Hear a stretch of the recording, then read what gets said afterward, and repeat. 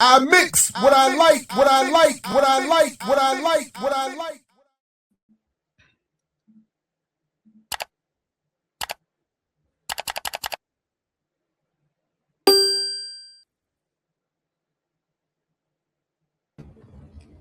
Yes, greetings, good morning. Welcome back to Black Liberation Media. Jared Paul, Lorick in the building, Black Men Build. What's good, my man? How are you? I'm doing well, doing well. Happy to be here, happy to be back. Good morning so far, raining outside, but I'm sunny. How about you? As good as could be expected.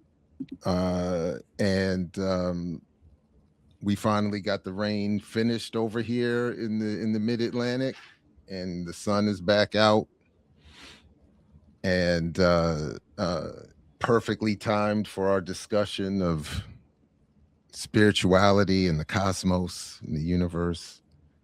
Yes. But folks, as you all start to populate the chat, please do like, share, subscribe, support the Patreon.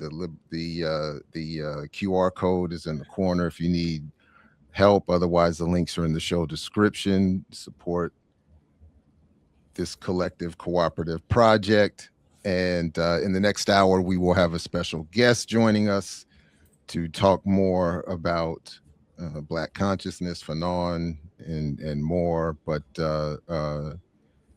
you've set up you have a pretty thorough run sheet for us this morning as we continue this look into Black radical atheism. Yes. Revolutionary Peace. skepticism. Yeah. So let me start to pull up the notes. Sure. And as people file in, peace to another Floridian, of course. What's up? Peace from Baltimore. Baltimore in the building. Yeah. Tubman City. And for folks who aren't familiar, so there is a playlist. This is on a playlist. Dr. J's already added it to the playlist.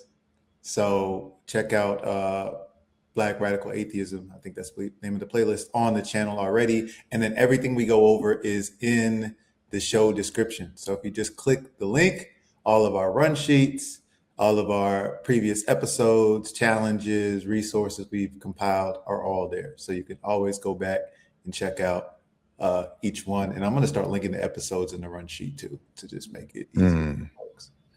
It's a good idea. So yeah, I'm definitely looking forward to this, and I definitely appreciate the organization that you and folks like Renee bring to this programming, because it's never me. You have plenty of resources and ideas. I just got to go search for them, which is what I appreciate. We got one of them today, which would be a fun look into it. But you got the slideshow ready? Yeah, let me. No, I don't, but I have it. I have the run sheet here. I got it for you. I'm gonna drop it in the chat right now. And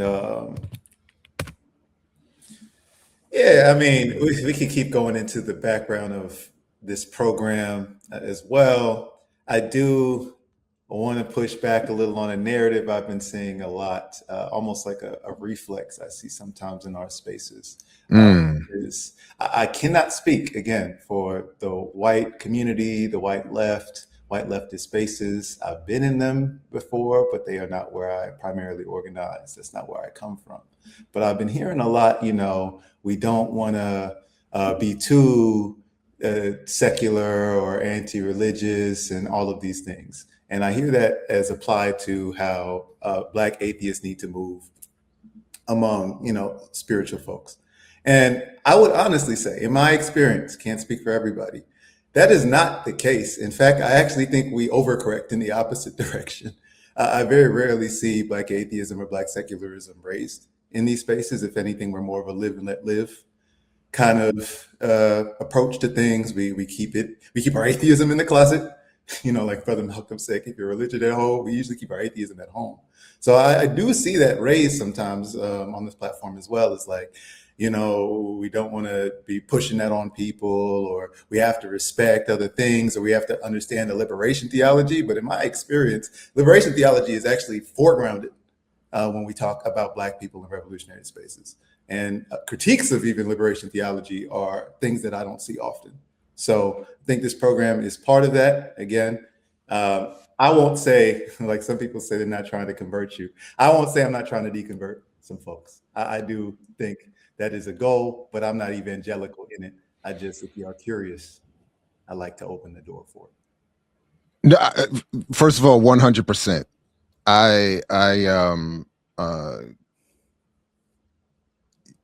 Yeah, I just want to co-sign that. And just personally speaking, I have been part of that overcorrection that you talk about. I know for a fact I've been guilty of that. And, you know, because I have been largely inspired or motivated by Kwame Ture's approach to organizing. And but I think I've gotten to the point where, humbly, with all due respect, I have to disagree with what I've understood to be his approach and my own, which was, and his was always that vaguely, I may not believe, but I know my people believe, so I want to be mindful of that, study their religions, and then find ways to organize with them. And I generally agree with that. But what, to your point, happens is the criticism of all of that gets left out. The inclusion of atheist perspectives gets left out.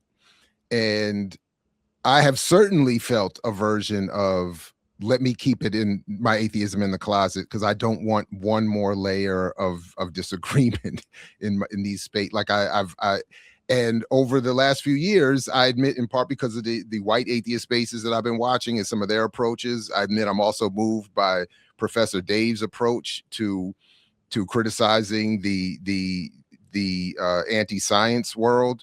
And by that, I just mean, I do think there needs to be more aggressive inclusion of these perspectives in a respectful, principled way. But I think that we've ceded too much ground. And I would also echo that while I also am not evangelical, I do think I've moved into the camp of saying I do want to help deconvert and politicize and radicalize, as I would be trying to do in other areas. So yeah, I appreciate all of that and fully agree. There have to be ways for these discussions to be included, even among those of us who believe. So Yeah. And we'll see some of these figures that people highlight, right?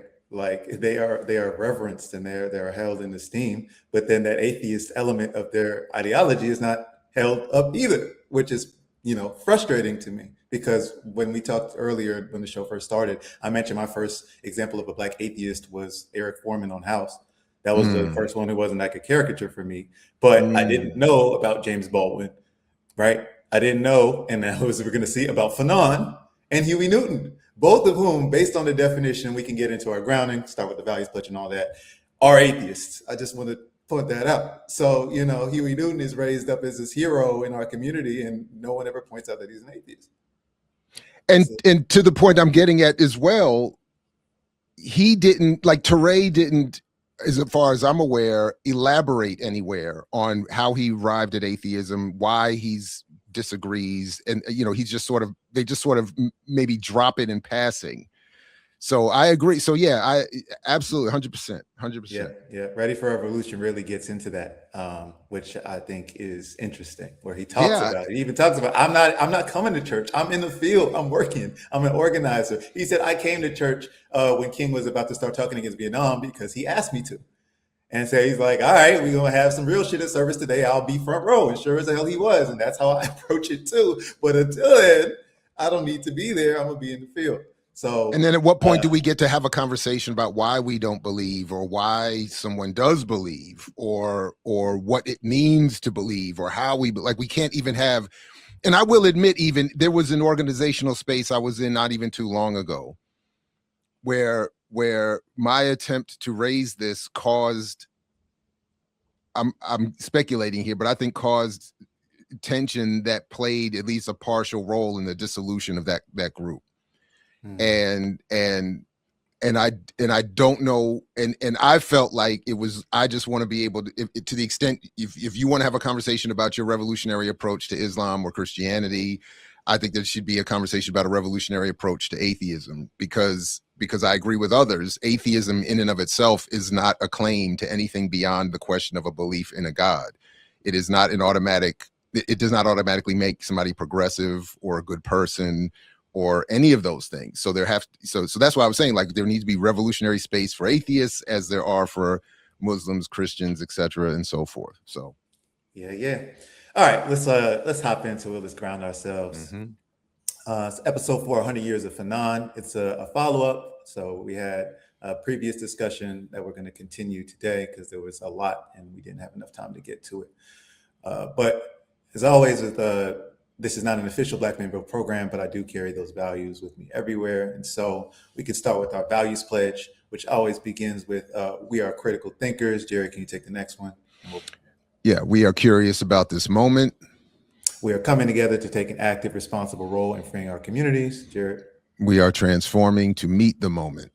And finally, we are bonded with Black women, all Black people in the fight for true freedom. Black people who choose to fight for the enemy or use our struggle for personal financial benefit need not apply. Just bars, additional, add, emphasis, underline, italics. Every time. Yeah, we do need to bold this. A little asterisk. We might put it up front. I mean, yeah. That's the one. All right. And then what is this show? What do we do here? We are establishing something that came before us, but the Black atheist tradition. And that consists of 3 components as we describe it. Some people fit into just 1 or 2. Some people fit into all 3. But the first is we reject colonizer capitalist religions, and we're fighting their destructive impact on the colonized, especially the African diaspora. This includes Taino ancestors like Atuwe, as well as African ancestors like Deborah Clark, George Jackson, Richard Wright, and James Baldwin. Number 2, Jared. Exploring the social experience of non-belief, deconversion stories, challenging supernatural or faith-based claims, philosophical debate, scientific inquiry, secular morality. And last but not least, something we've been doing a little bit more and more on this channel, we're sharpening the dialectical materialist method. If you don't know what that is, check out some previous episodes, check out Saturdays with Renee, check out the resources we'll drop, and then also check out some of the videos we're gonna go through today. So I did get to see this. I didn't know God had an IG channel, so I was very happy that he started one, because why not, right? If Jesus can be on South Park, why can't God be on Instagram? You know what I'm saying? So did you want to say anything about this before? No, we can just get into it. You see our 2 famous atheists, Jared and Diallo, right at the bottom there. Reposting it. And if you go in the likes, you'll see me and some of our other Black atheists. We are legion. There are quite a few of us out here. Well, you just got to check the likes. The link is under this person's name, Reject Dogma. So if you just click on Reject Dogma, it'll take you to the IG link. Share this. We do not limit it. Sorry, real quick. No, go ahead. So we are focused on colonizer capitalist religions because those are the ones that have the largest impact on our experience now and the experience the majority of us have with religion. But as we talk about with the second point of deconversion stories and things like that, no, we are also challenging things like Kwame Ture says that Africans are inherently spiritual.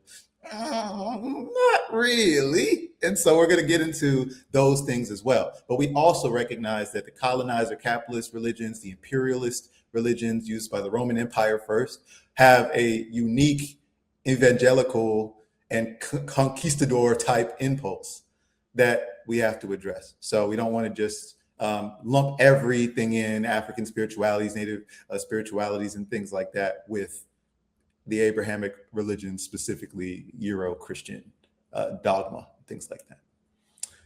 Yeah. All right. Ready? Should we go? Yeah, let's do it.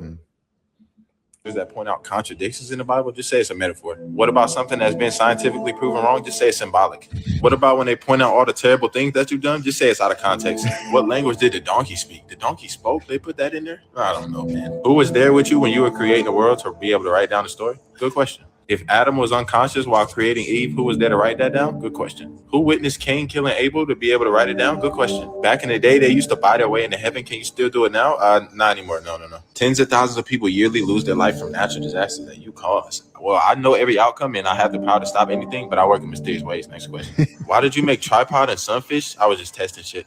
What were you doing during slavery? I was helping the slave masters. Why did you sell yourself to earth to sacrifice yourself to yourself in order to save us from the rules that you made? Yeah, man, I get it, but it's just, did hell exist in the early Judaism? Nah, it's a newer update. How many more innocent people have to lose their life until I step in?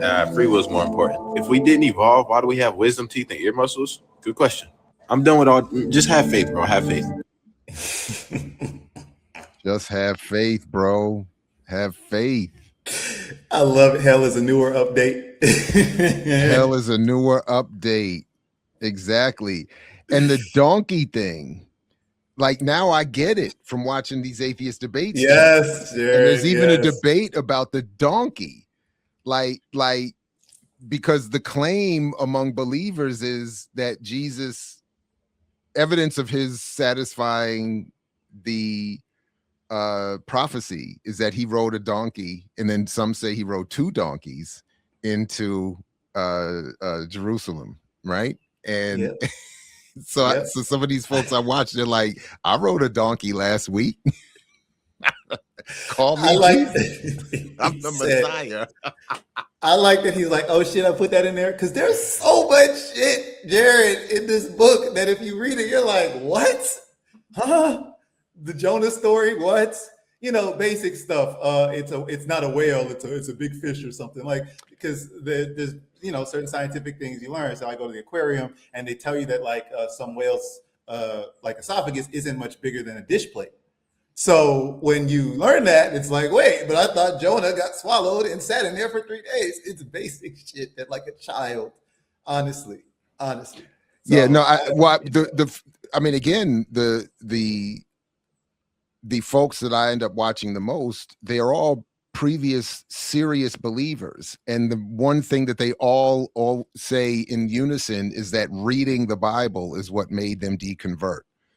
It's the actual looking at what is said. It's the same way that the Christian scientists don't tell you about Xenu until later. And other things, like, because if you hear about all of this at the beginning, if it's included in the regular teaching, if you actually read everything, if you actually then read the Hebrew, apparently, because I don't, but if you read the Hebrew and compare it to what is said in the New Testament, referencing back to the Old Testament, it don't match. So it's like, how you can't, and then, yeah. So, but yeah, exactly. Now you got me in trouble, Jared. This is why, because again, even I put it in the closet. I don't look at it as much anymore. But deconstruction zone. Oh yeah, man. He brings it back out of me because I have that same energy. I'm like, I was on this. But that's the problem, because he's somebody that reads Hebrew, he reads Greek, he went to seminary, he was a believer, he read the Bible, he's like, and that's what he's like, you just can't believe this anymore. It just doesn't make any, you can't, because it doesn't. And then they rely on, and all the people that end up calling up to debate these folks, they've not read it. So like one of his favorite lines is, I love when I get to show Christians the Bible for the first time. Like it's remarkable. Yeah. Anyway. Yeah. It's very important. And I appreciate Brokish this season. Go check it out, where they're going through different institutions in the Black community and their legacy and where we go from there. And they had a sister on who's a pastor. And they had a really good breakdown of the church and what can be done. The only critique I raised was, I still feel like this ignores the primary contradiction of this religion itself. And you, as a pastor, somebody who studied this stuff, know some of these things that your average congregate does not know. And if the average person in the congregation knew this shit, the institution would fall apart. And that was my biggest thing. I was on that path. I always talk about my elder who I got to study under for summer, my first job. I just got to sit in his office and read all these philosophy books. And I was like, brother, you knew this? What do you mean? You knew this the whole time? I'm reading St. Thomas Aquinas. I'm reading these things. I don't read Hebrew and Greek, but I'm reading Bible scholars who are going through biblical inerrancy and these debates and stuff like that. And I'm like, there's no way. If everyone in the congregation, we do the Bible study every week, and y'all have never covered this kind of stuff. In fact, Exactly. during Vacation Bible School, I got kicked out because I started raising these questions, because I've already done Vacation Bible School for 3 years and I knew all the talking points, and I'm like, this is fake. Look, it's It the doesn't same make way. It's very similar to other fields. And I would acknowledge this in my own work as well. Like, you can go through years of Africana studies, institutional training, and never be introduced to George Jackson, just as an example. Like, George didn't get put in my hand by the scholars. Yes. Like, it was, you know, even my favorites didn't teach me about George. So, and many others. So, one thing I just saw, I want to make a quick correction. I was wrong on something. So I saw this comment, Jesus probably didn't exist. And I had mentioned a book that I had started reading, questioning his existence, co-authored by Jerron Wingo and this co-author. I just watched an incredible critique of their work from biblical scholars and other mythicists. So, not to say that Jesus existed, I'm still in the mythicist camp, but to say that book's methods, apparently, I'm not qualified to judge it. Right. And that was the one where they were using certain technology. It was an AI, to see who wrote what, and which I think the technology itself, because the way they were explaining it, I thought that was fascinating. But yeah, I'm open to all those ideas. So Richard Carrier and Godless Engineer and Dr. Kip, I forgot his name, but Kip something. He's another biblical scholar of the ancient, like of those particular regions and histories, and they went through. They did like I want to say like a 3-hour stream going through the entire Wingo argument, and just showed that the conclusions they agree with, but the methods to get there are just mistaken. So I thought that was an important, and I like seeing that the mythicist camp is even debating each other. Like, they're not, it doesn't automatically mean that we all agree on something, like, and I thought that was good method, you know, something as an example for us. Like, we all agree in certain Pan-African socialist, certain principles, and we should be able to have discussions about them and disagreements even without it descending into nonsense, even if we agree with the ultimate conclusion. Anyway. Because that is the lazy critique that theists will throw back on us, is like, you have faith, he doesn't exist. And it's like, no, you don't get to do that. We are using evidence-based claims. We can challenge each other. What I loved about the video, though, even if, I was also curious about the technology and things like that, but they were outlining, they're like, this is the method, this is the technology we use, this is how it works. We want you all to go in and take a look at it. So they invited that challenge. That is, and that's what they did. Opposite. And that's what Godless Engineer did. He actually went in, used their methods, reran all the whatever, and then showed how if you do it this way, you get better results. If you do it this way, you know, I mean, that was exactly it.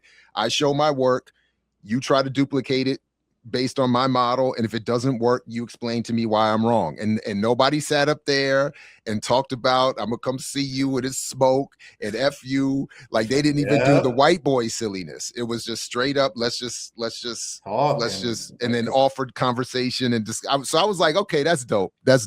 They want to understand the same way when we talk about, you know, in our principled engagement with Pan-Africanism and socialism, we're trying to actually get somewhere, right? Unity, struggle, unity. And I know you're being sarcastic, but you have faith in science. Exactly. But then what I love about deconstruction zone is again, if you actually read the Bible, when I ask people to define faith, and deconstruction zone did this and somebody fell right into the trap, it is literally the substance of things hoped for, the evidence of things not seen. That is the definition for the Bible. It literally means you can just believe in shit. It doesn't have to, you don't have to do what we just described. So that's why this brother here is so fun. That's perfect. He's like, I work in mysterious. Like, that's literally how God would be based on what is written in the Bible. If God had an IG, this is exactly what he would be saying. He would be saying, I work in mysterious ways. What you mean? Like, move on. I was on the side of the slave masters. Let's just move on. Who recorded this? And then the other question, the biblical question, who recorded this? Who was there to see it? None of this is firsthand account. So I am also more likely in the mythicist camp, right? Where the comparison I make is, there's a dude in Brooklyn right now named Peter Parker. Doesn't mean he swings from webs and has super strength. Facts. Okay. So that is, yes, he might have existed as a person. Yes, he might have even been a radical in his time. He did not have supernatural powers. And then, as these channels point out, as if you read the Bible, you'll see there's a bunch of contradictions in terms of what he predicted, how he moved, who said what, the order they come in, because all of this stuff was written hundreds of years after the events allegedly happened. And the argument that I like that I'm also hearing that they make is that also makes sense to me, is that he is a legend born out of previous existing myths, oral traditions. They always leave out the Africa component. So that's why I do like the some of the foundation I've gotten in some of the Africana studies. They leave out Africa and its contributions to all of that. But they show very clearly, at least from the layperson's audience member's vantage point, that Greek traditions of writing had a lot to do with the version of the Bible that people get, and the story of Jesus, and all these other examples of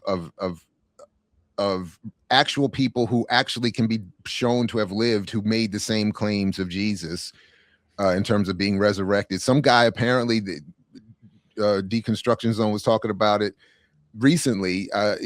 There was apparently a Greek dude who actually lived, they can document that he lived, who faked his death, literally disappeared, like left town for a couple of years, and then came back claiming to be the himself resurrected, and people believed it. And he had a whole movement of people believing it. And it's like, that's gangster. That's how they describe, even when you look at certain historical accounts from the Romans, that's how they describe Christianity. And they say that it preys on people, the dispossessed, widows, people who are in immense trauma and shit, and are open to believing stuff. That is how this works. So, but that's dedication to craft. I got to go learn his name and hold him up, because like the grifters of today don't even go hard like that. Like you know what I'm saying? Like disappear and come back 3 years later, talk about here I am, proof.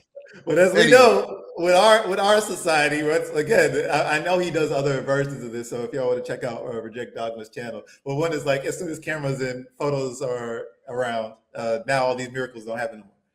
Right. I mean, it would be in this era. You know, if you pulled that off, I'd be impressed, because we would have found you. We would have looked at your credit card statement at some point. Someone would have been able to track you in the surveillance state we live in. I actually think he's made maybe the best argument from an atheist perspective you could make. Like, if God existed, how could you not have an Instagram? Like, you should be going live daily. Talk about, you know what I mean? Like, we should be able to, gotta have faith. Just believe. I work in mysterious ways. Yeah, and I appreciate this. And I keep pointing out that you have to be conditioned out of thinking like this. You have to, this is the natural way that human beings think when they're trying to understand how something happens. They hear explanations and they have to weigh those explanations against evidence. And so often we are told, well, reject the evidence. And so my foundational critique of liberation theology is, why this particular one? You do not understand that contradiction. Why Christianity? And there's so many, I see people who just walk back layers and layers. Like, well, I don't believe in the stories of the Bible. Those are, allegories. Okay, so you walk back that layer now. Well, I'm more a materialist, and I understand that these explanations are things, but this is a value system for a lot of people, because now you walk back another layer. And I'm like, one, the majority of Christians do not engage like this.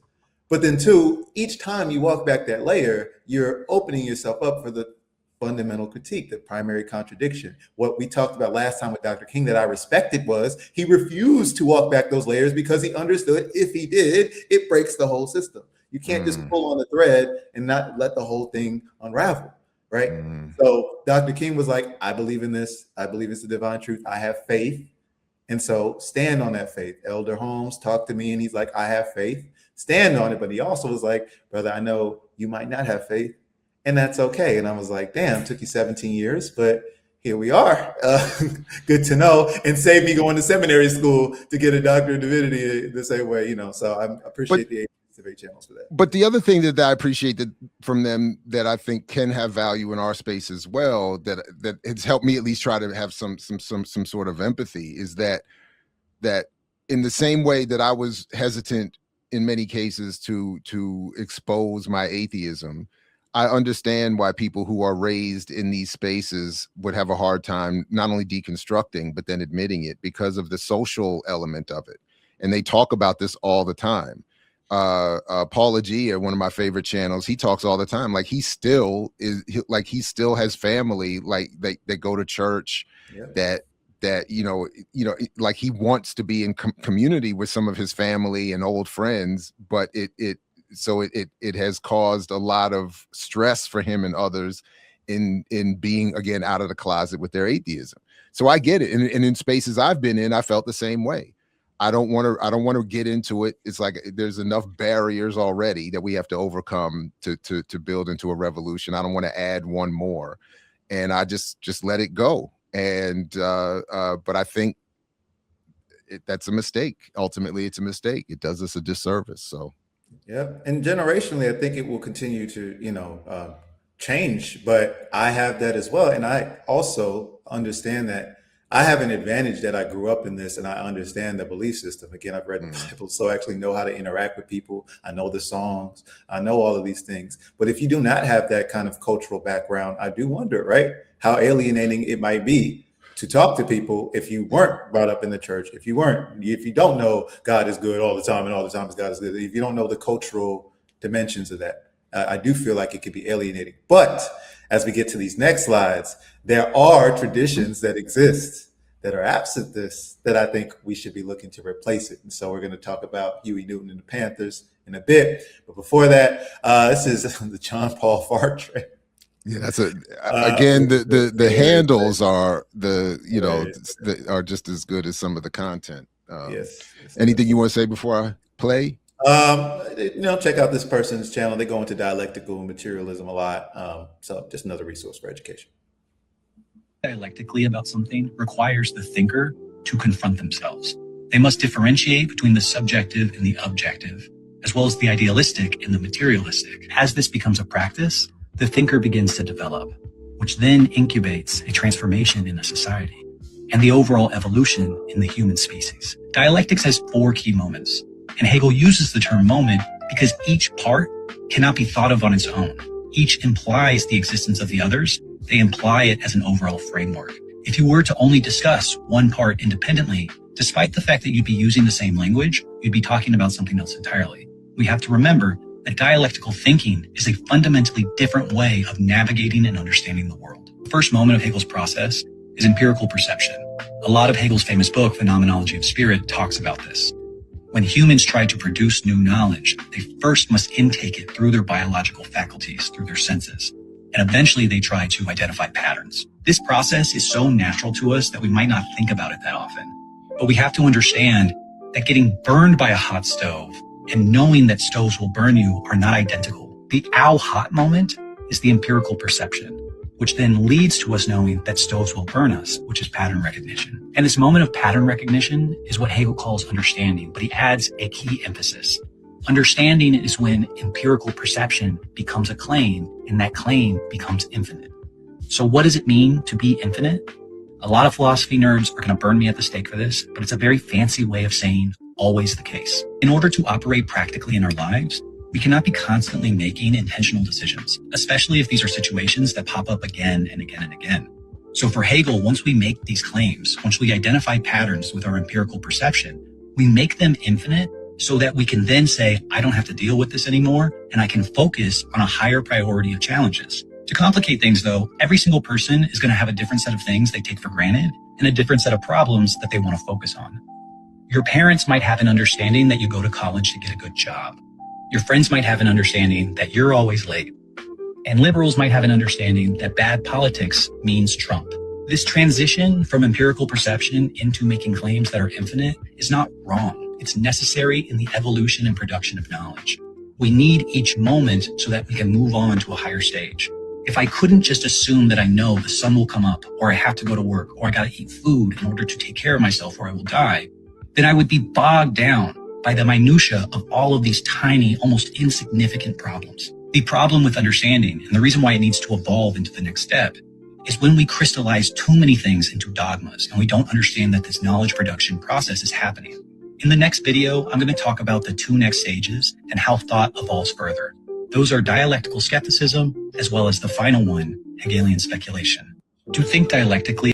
So I see, because we are dialectical, that the chat is already engaged in this conversation. And that's exactly what I want. You know, that's the magic that people will call spirituality or whatever. But I think this person describes it a lot more empirically.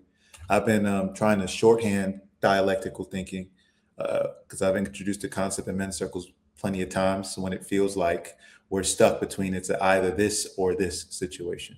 So I really try and explain it simply as it's a shift from either or thinking to both and thinking. Instead of it's these isolated things, as a lot of dialectical materialists will say, everything's in relationship. So when someone says, oh, well, you know, we have to get ourselves together, we got to get our people together, we got to get our minds right and all that. Yes. And there's an empire that is trying to destroy you in the process. And you cannot just say, well, it's one or the other. If you focus too much on the external, right, then you ignore the internal elements that we always talk about, how we transform ourselves personally. But if you just focus on the internal, you're going to ignore the fact that there's literally crackers trying to kill you in your community every single day. And so when I see the conversations get stuck like that, that's why I'm always like, both are true. And let's weigh the two. When we're talking about something like gun violence, right? When we talk about gun violence in Haiti, I was like, yes, gang culture, all of those things we have to talk about. And as far as I know, Haiti doesn't produce Uzis. So where are they getting the guns from?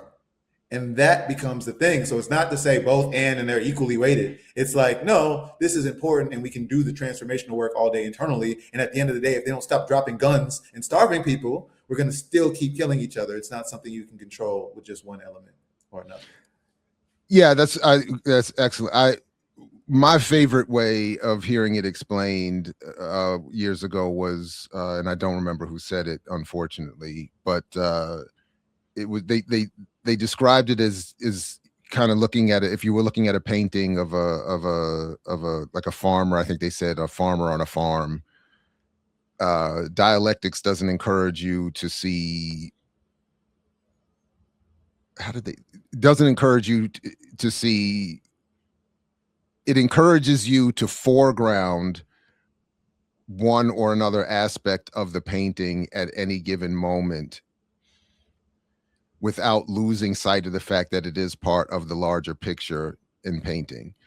And something like that in my head, it works more than I'm able to explain. I think it made sense.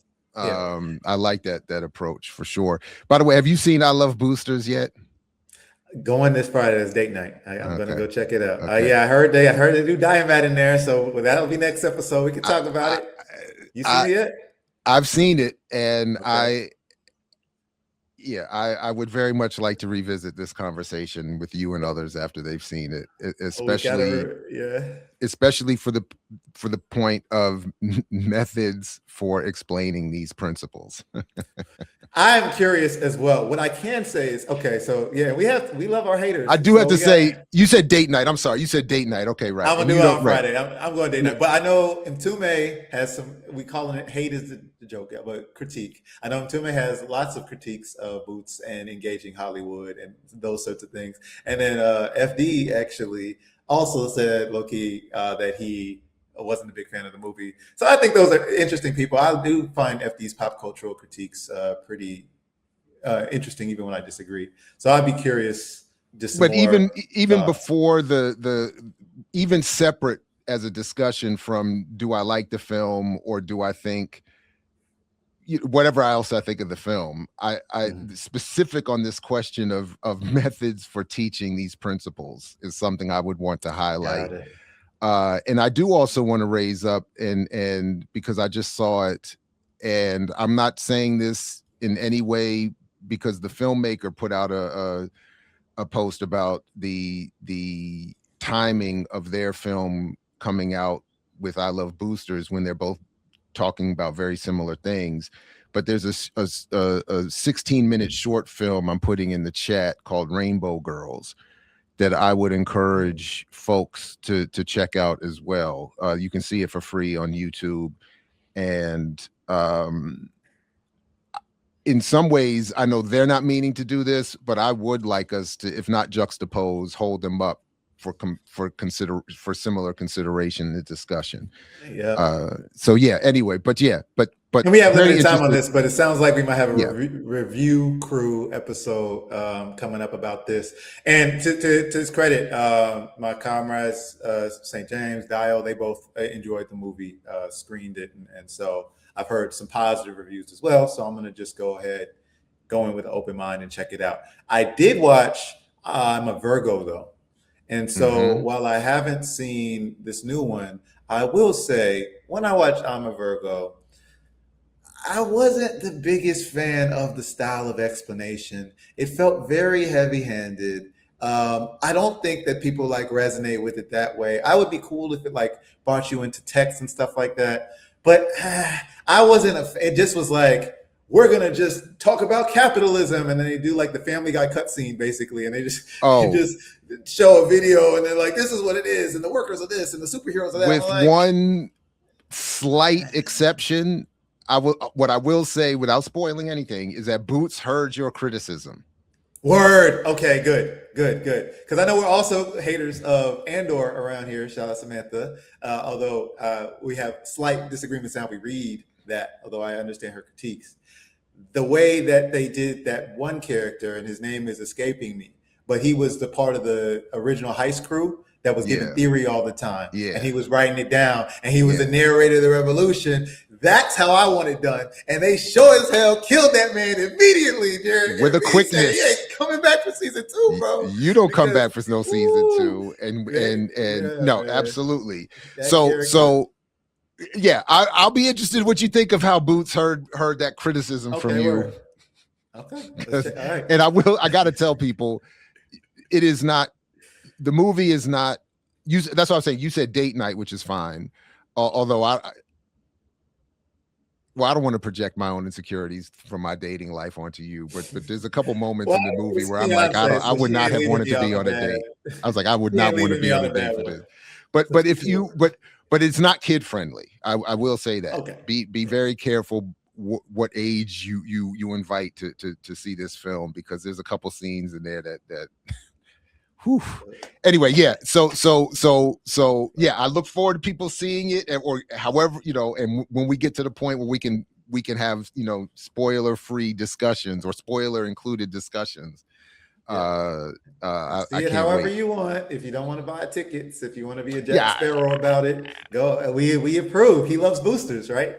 So however you got to see it, get to see it. Now, I did see it at a pre-screening in DC, sponsored by one or another labor collective whose name escapes me. And Boots had given it included a pre-recorded greeting from Boots, and where contrary to the point you're making, he was encouraging the people beyond the screening we were at go see the film and help it reverberate in its limited release. I think he wanted 3,000 screens. I think he got 1,500. And but repression still going to be repression. Yeah, definitely. And so I know we got Babalu coming through. We're going to go to the next slide. So you did talk about forgetting where you got the framing, but you did give me this one thing to hunt down, and I was able to find it. Hey, we back. We out. First day out. Hello, Bond. Sorry, y'all. Copyright police got us. I did not expect that, but welcome back. Okay. I hope y'all were able to keep the discussions going in the chat. No matter what, they're still going to show an ad, though, of course. So they gave y'all a commercial. And unfortunately, it did not have the scene that Jared wanted, which was about a bicycle in the passage of time. So, Jared, if you wanted to explain. So the short of it is that it was a way of showing how over time changes. The point about history repeats itself, but it doesn't repeat itself, but it rhymes, as Daruba has said over, but so he drew a bicycle wheel, put a mark on it, and then showed like if as time goes as the wheel of time goes, the mark that you've made will again hit the road, but the bike will be farther down.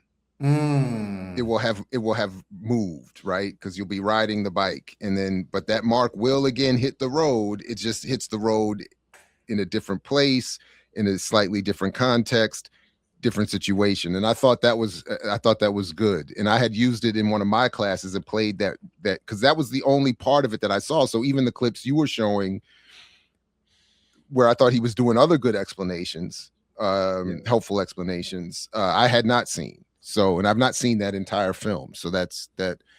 What was the name of the movie? Half Nelson. And when we pull back up the slides, we'll get there. Right, yes, Half Nelson. So now I haven't seen your scene, but you were already talking. I know, first of all, you are not the typical professor. You are overworked, in part because the school is trying to push you out. But I know in that movie, he's playing overworked high school teacher. And so my comparison, look, I'm like, that's the hard part. As someone who taught in high school, when I came to college, I was like, professors don't even have to necessarily be good teachers for real. Oh no, exactly. No. I'm the first to admit, while I am overworked in the context of academia, not in the context of the job market, and definitely not compared to high school and middle school and elementary school. High school, I found it to be almost impossible. In my situation, with my abilities, my limitations, I found it to be an impossible situation. So I'm not, I'm sick because those are my favorites. But then I talk to teachers, educators, and they love the babies. And like the 5-year-olds, the people who still, I wet myself. I can't. Not my bag at all. Yeah. While trying to teach you how to write letters. But some people enjoy that. I love the high school kids. I do think, there's a certain elements of instruction that are necessary, like the classroom management. There's a kid in the back falling asleep. You got to do some humor. You have to have a system for when people insult themselves. You have to make sure they can feel engaged. So the kid who can't sit still and is forced into your classroom, you got to, come up and arm wrestle with me. So I really appreciated how he demonstrated how a good educator is. And of course, he's overworked. I think he had a habit. I haven't seen the movie yet. Oh yeah, it looked like something was going on for sure. He had some sort of habit. Yeah. to manage the stress. But even so, he was an excellent teacher, and that's what happens. This system, the machine, crushes excellent teachers and makes sure that. So you saw the administrator giving him a look. Which probably means he probably gets in trouble for doing this kind of stuff or for radicalizing the students. Dr. Ball radicalizes his students. And you're supposed to be making menial laborers, Jared. Yeah. What do you mean? Yeah. Yeah. And the echoing of that exact phrase is what's deep. Like it's multiple, you hear it in multiple, so it's being repeated almost verbatim all over the place. It's crazy. So it's difficult. Yeah. So salute to teachers like this. Want to highlight, and I know Babalu's joining us at 12:15, so we got a little bit of time left for our reading to cover it. But the workplace makes it impossible.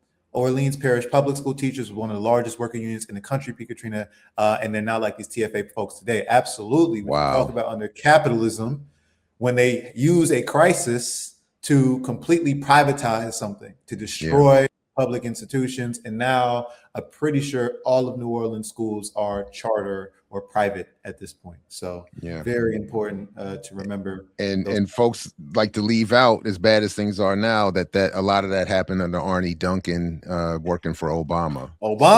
So waiting for Superman. Yeah, Obama. He was the privatizer and militarizer of the school system. For sure. So 100%.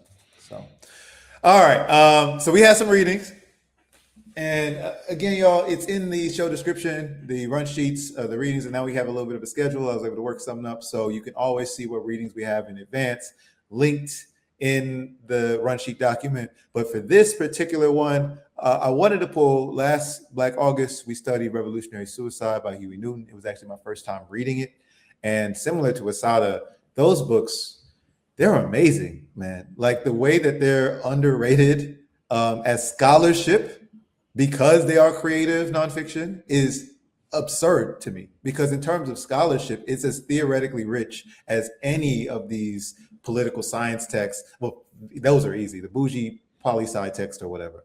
But like a lot of just straight theory and text, it's embedded in this. So Huey is absolutely a master of dialectical materialism. Highly recommend the book if you haven't read it. But for the purpose of Black Atheist Tradition, I wanted us to center on chapter 22, the next slide, which is about raising consciousness.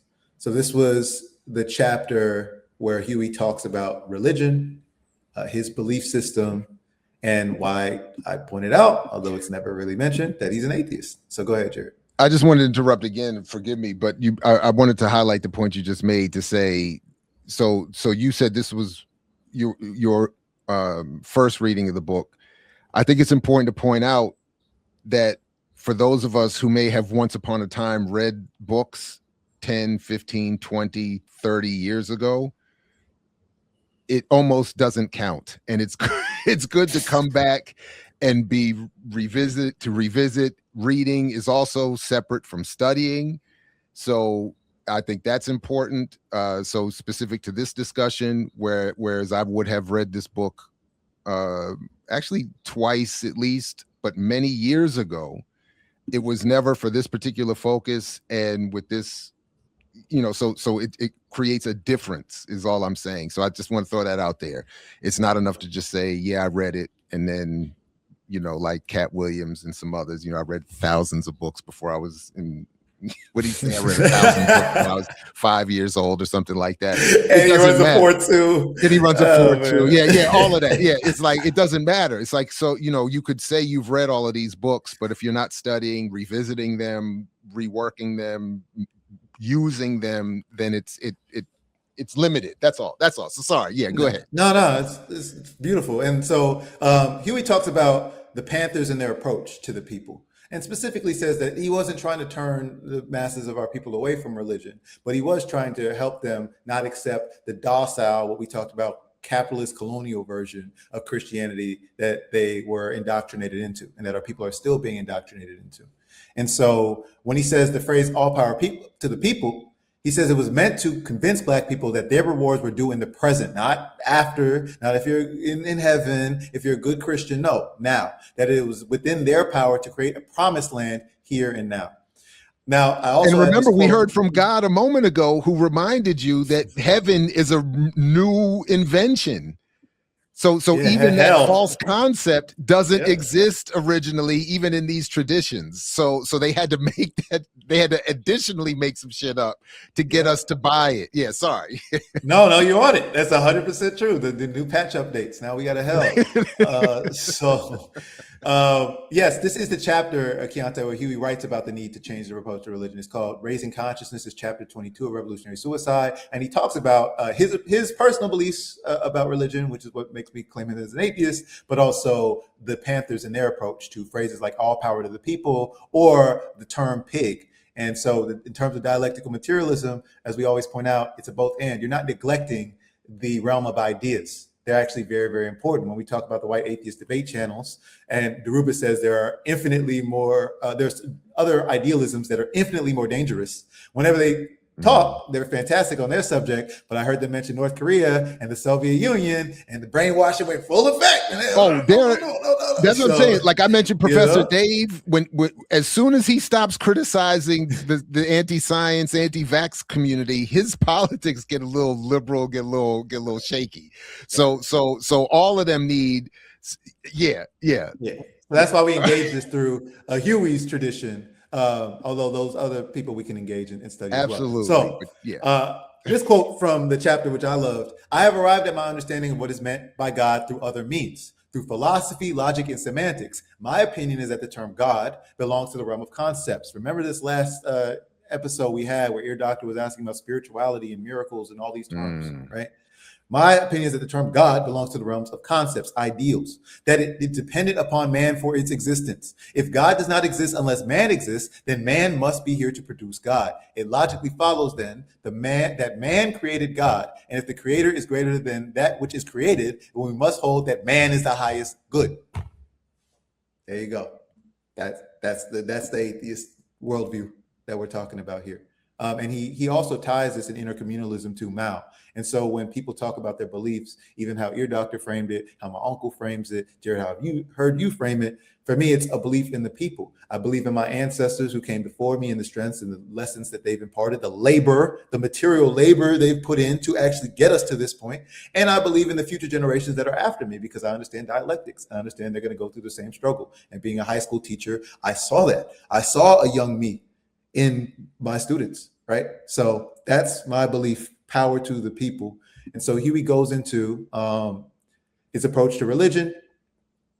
So he says, man, and again, even talking about that, we've talked about that in the past, man, this idealized concept of a patriarch or of human beings as a male, attempts to define phenomena in such a way that reflect the interests of his own class or group. So if you don't want to cite Marx, if you want to be African-centered, cite Huey. He said the same shit.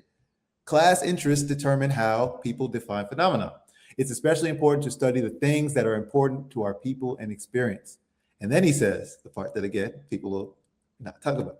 The Bible is too full of contradictions and irrationality. Either you accept it and believe it or you do not. What my pastor told me years later, years after Huey said the same shit, you either believe or you don't. And I don't. And there's more on the origin of the term pig. Another way they were dialectical about the slang they chose. They tested it out in the community. So, Jared, if you want to read those bullets. Sure. Origin of the term pig, historical experience. Black people as agricultural workers in the South were familiar with the behavior of farm animals. Theological origins. Pigs seen as unclean, impure, and greedy in Abrahamic religions. Cultural expressions. Insults comparing people to pigs, common sayings in American society. Propaganda. Give community accessible language to describe the violent, exploitative function of policing.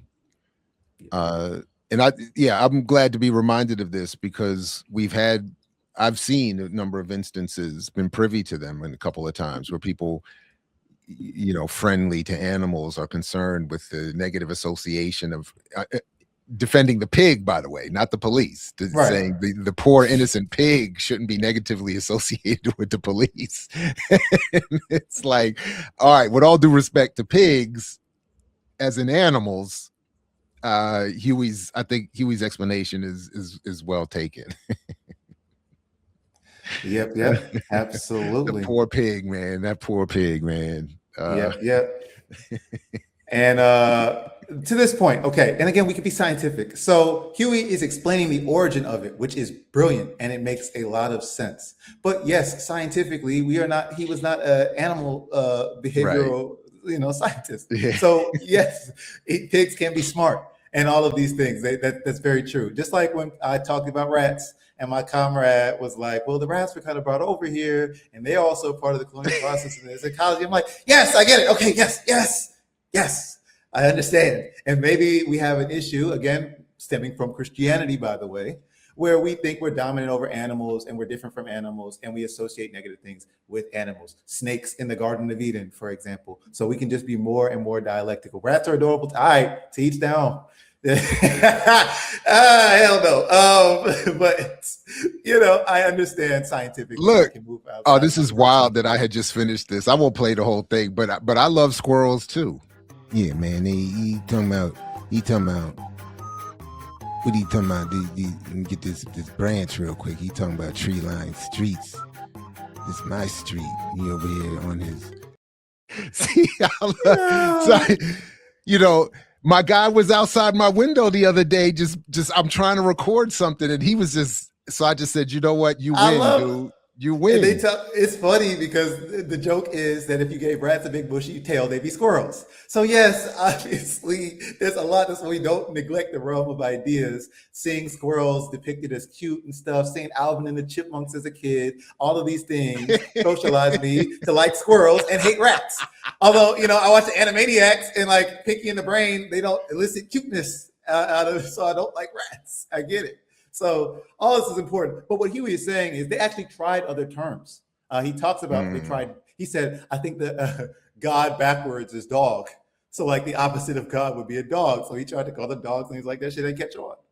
Yeah. So, and I don't know when these terms become exactly part of the parlance, so to speak. But dog had, would eventually already be taken up. Rat already had it would already symbolize something in the community. Dog, cat, even back, when I was growing up, people called it, cats, like, this cat cool over cat. here, the cool cat, so pig, I don't think had been, put to use yet. So, right. And in this era, exactly, dog, they call them imperialist running dogs in Vietnam. So their term for their traders, like we have a rat, they had running dogs. Gusano means worm, right? There are terms that, again, for animals are associated with negative things. Now, if we're decolonizing ourselves, if we're thinking scientific cat daddy, that was a great dance back in the day too. If we're decolonizing ourselves, if we're being more scientific in our thinking, then yes, we should also challenge the idea of the worst thing you could call somebody is an animal, right? That shouldn't necessarily be our thing. So we could come up with new terms for people and things like that. I'm all for it. But the point that Huey is making here is that dialectically, he had to look at what were the ideological dimensions in our community that can make people recognize pig as a slur for police, and what are the material things. And him talking about Black people coming from the South. Huey was from Louisiana, right? Asada talks about going to visit her family in the South. And so that's actually coming from our historical experience. Now, I know our guest has joined us, but there's a quote at the top, which I think perfectly transitions us into this topic. The mobilization of the masses when it arises out of the war of liberation introduces into each human's consciousness the ideas of a common cause, of a national destiny, and of a collective history. Fans Fanon. And so with that, next slide, Jared, but we're going to bring to the stage Baba Lou Turner. Again, I'm just going to go over your bio, Baba Lou, for folks who missed the first one. But Lou Turner is a clinical assistant professor, Department of Urban and Regional Planning at the University of Illinois, and former academic advisor and curriculum coordinator, Department of African American Studies at the University of Illinois. He is co-author of Frantz Fanon, Soweto, and American Black Thought. In addition to teaching, Mr. Turner was Director of Research and Public Policy for Developing Communities Project on Chicago's Far South Side. Peace. How you doing today? Right on. Welcome. Good to be with you. All right. Now I have a question, an intro question to get us started. And Jerry, we can hop off the slideshow for now. We could just be among ourselves. Is it fun? This is like Du Bois and Dubois. Is it Fanon or Fanon? Because I heard you pronouncing it one way, and I've been pronouncing it another. So help us out. Fanon. Fanon. Okay. Yeah, I'm not a French specialist, but I've always said Fanon. But some people say Fanon, Fanon. I've heard. As far as I ever got with French pronunciation, I believe the accent is supposed to be on the last syllable, but okay, who knows? Cool. No, I appreciate it. As long as they're not running around here saying he would have supported Hamas, like some popular scholars recently. Yeah, he would. Wait, clarification. He would have, because the scholars are saying he wouldn't have. No, that's what I'm saying. My point is that as long as you're not saying that he would have not supported Hamas. Yes. If I didn't say that correctly, let me be clear. Yeah, so as long as you're not saying he would have not supported Hamas, I think the exact pronunciation is less an issue than getting his politics and analysis right. That was the point I was trying to make. So forgive me for messing that up. But yeah. Well, there's interesting because I think one of the things it was kind of in your email, kind of interesting that you asked about Fanon's spiritual views. And I think it's a complicated proposition. When you go into his biography and his writings, and I think I'm one of the few people who've written on Fanon's relationship to the FLN politically within the organization. And it becomes very very interesting on the one hand. So I'll come back to that in a minute. On the other hand, he also had a brief correspondence with Ali Shariati, the Iranian theorist. And we have that correspondence. Shariati went to university in France, was essentially a sociologist of religion, frankly, and was very popular with the generation leading up to the Iranian Revolution of 1979. But Fanon and Shariati disagreed on the relationship of religion to the revolution. So, and it's in the correspondence. I mean, it wasn't like it's hidden or anything. It was, you can read it. You know, he agreed a lot with what Shariati had to say, but not on the question of how Islam could become its relationship to the revolution. On the other hand, coming back to the FLN, people think of the FLN and unfortunately think of quote unquote anti-imperialism way too simplistically, way too monolithically. For instance, people don't consider that there's a counter-revolutionary anti-imperialism as well. And so, but within the FLN, there were various tendencies. It wasn't a unified party. It was various tendencies that ranged from the left, which is where Fanon was, and the early leadership of the FLN came from the left, particularly from a great revolutionary by the name of Abeni Ramdani. All the way to the right, I mean, moving toward the center, you had liberals, reformists, and then to the right, you had the Islamists. And so what are they fighting for? I mean, what new Algeria are they fighting for? And the left thought they were fighting for a social democratic Algeria, and Fanon said as much. You can read it in the articles he wrote for Al Mujahid, the newspaper of the FLN that he was one of the editors of. But you had the Islamists who thought that the society they were fighting for was a return to the caliphate. So the Islamic caliphate. So they had different views within the FLN of the society for which they were fighting. And these views became these differences became conflictual and led to the assassination of Abeni Ramdani by the Islamists.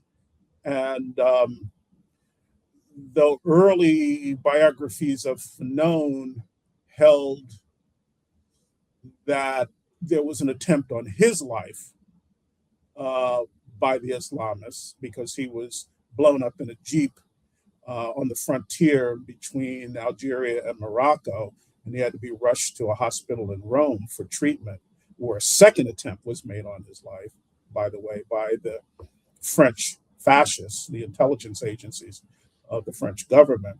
So there were two attempts on his life within several months of each other. Now, recent biography says, no, the first attempt was really his Jeep ran over a mine or something, a landmine.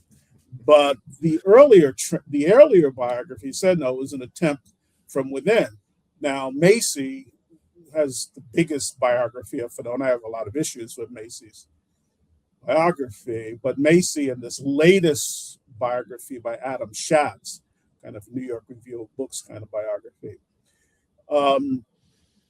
say that, well, it was a landmine. But Macy actually tells the story of what happened in the background, that Abeni Ramdani was lured to a place and these Islamists essentially strangled him and whatnot. And that Macy said there was a kill list and Fanon's name was on the kill list. So can I just clarify, because I'll just make sure I'm following you if you don't mind. So because I haven't read any of those biographies. I've Yeah. only read reviews of the Schatz, critical reviews of the Schatz book. Right. But I that you describe, I heard you describe as a New York book The review. New York Review of Books, kind of, yeah. Kind of that was slick. I was like, Yeah. that's a Yeah. bar. I was like, I hear you. Yeah. I was like, I got you. I'm on the wave. Like, I appreciate it. Okay.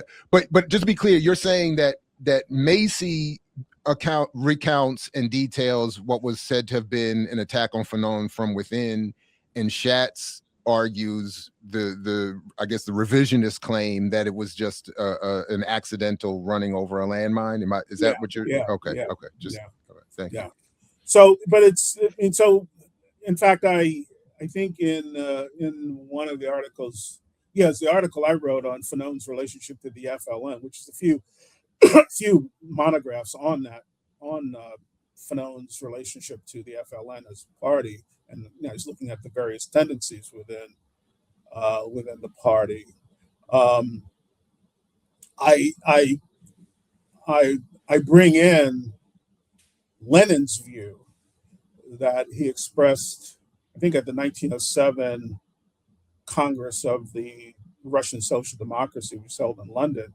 It was right after the 1905 revolution, where there are various tendencies that were within the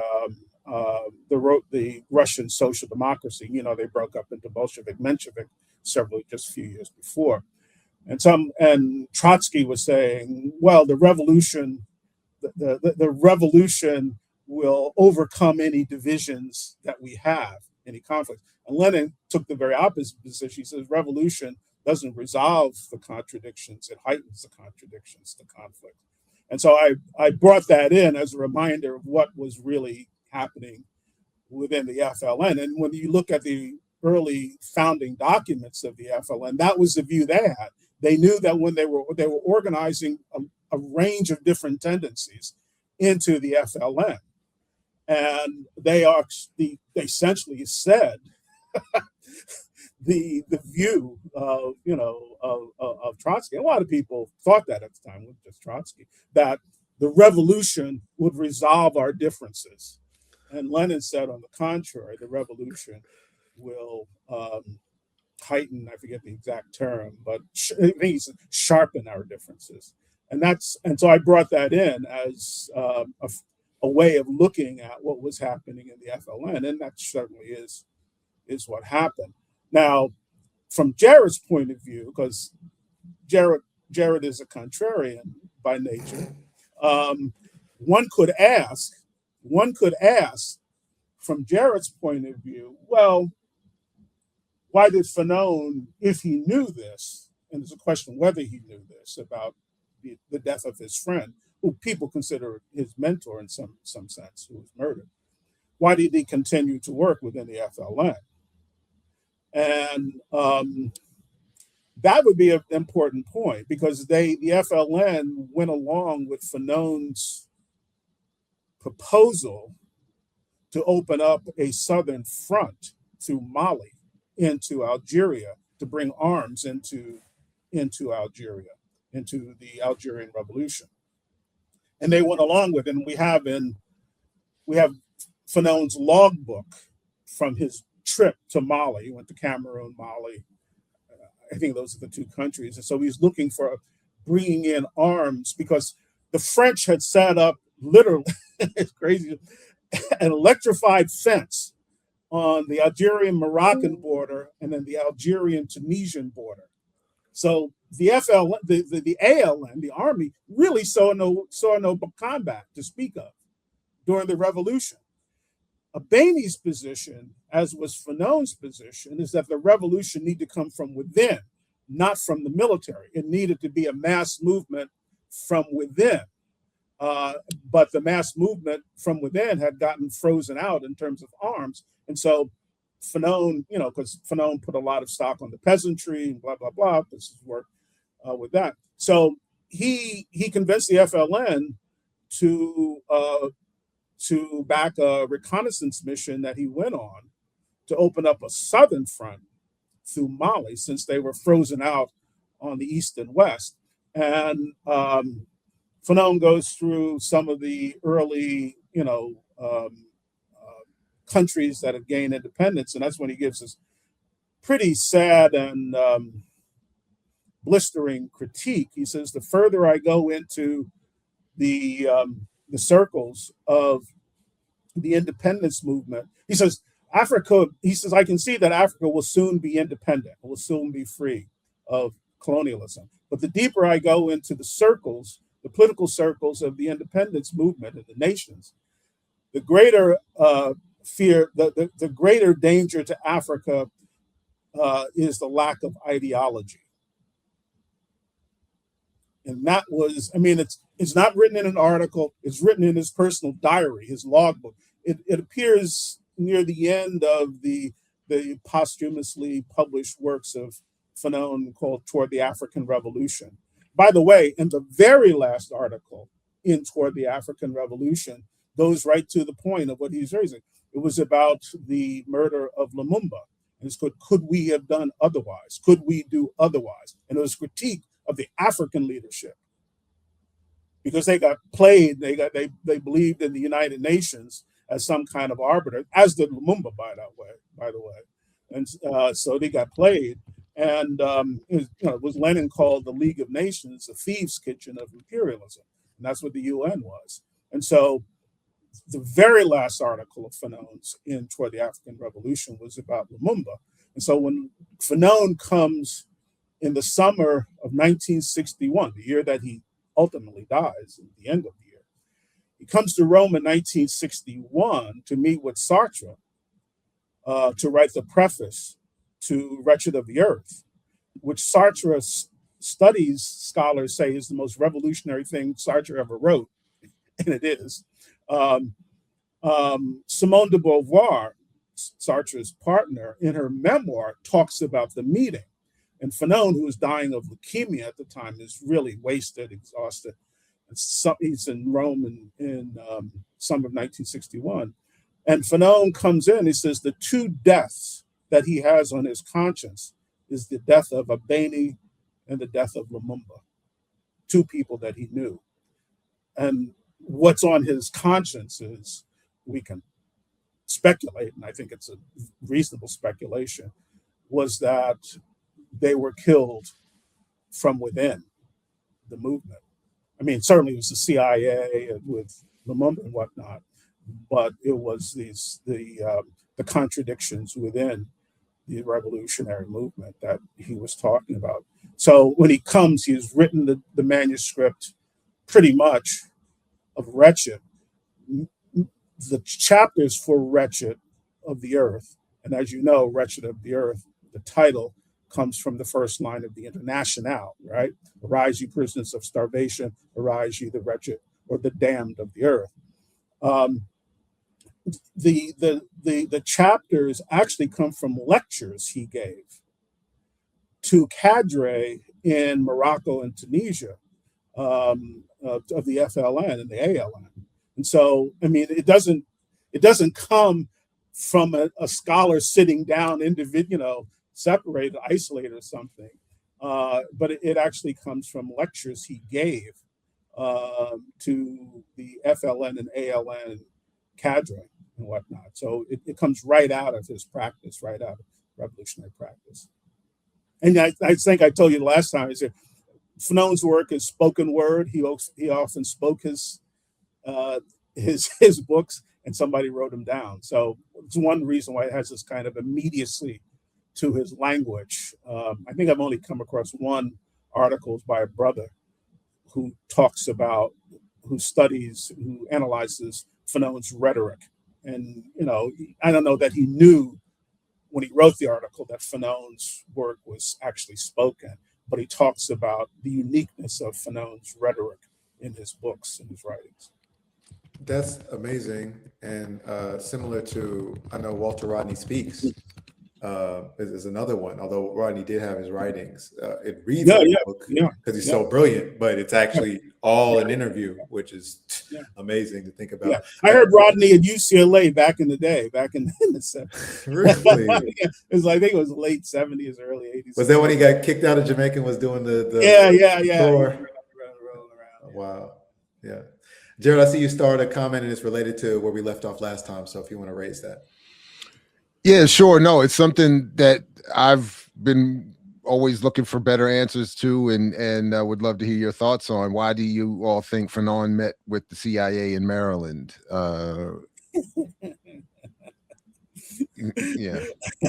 That's what you brought up last time. Yes. That was the part I said, part two. Yeah. Jared was coming in hot on that one. So well, I hope not.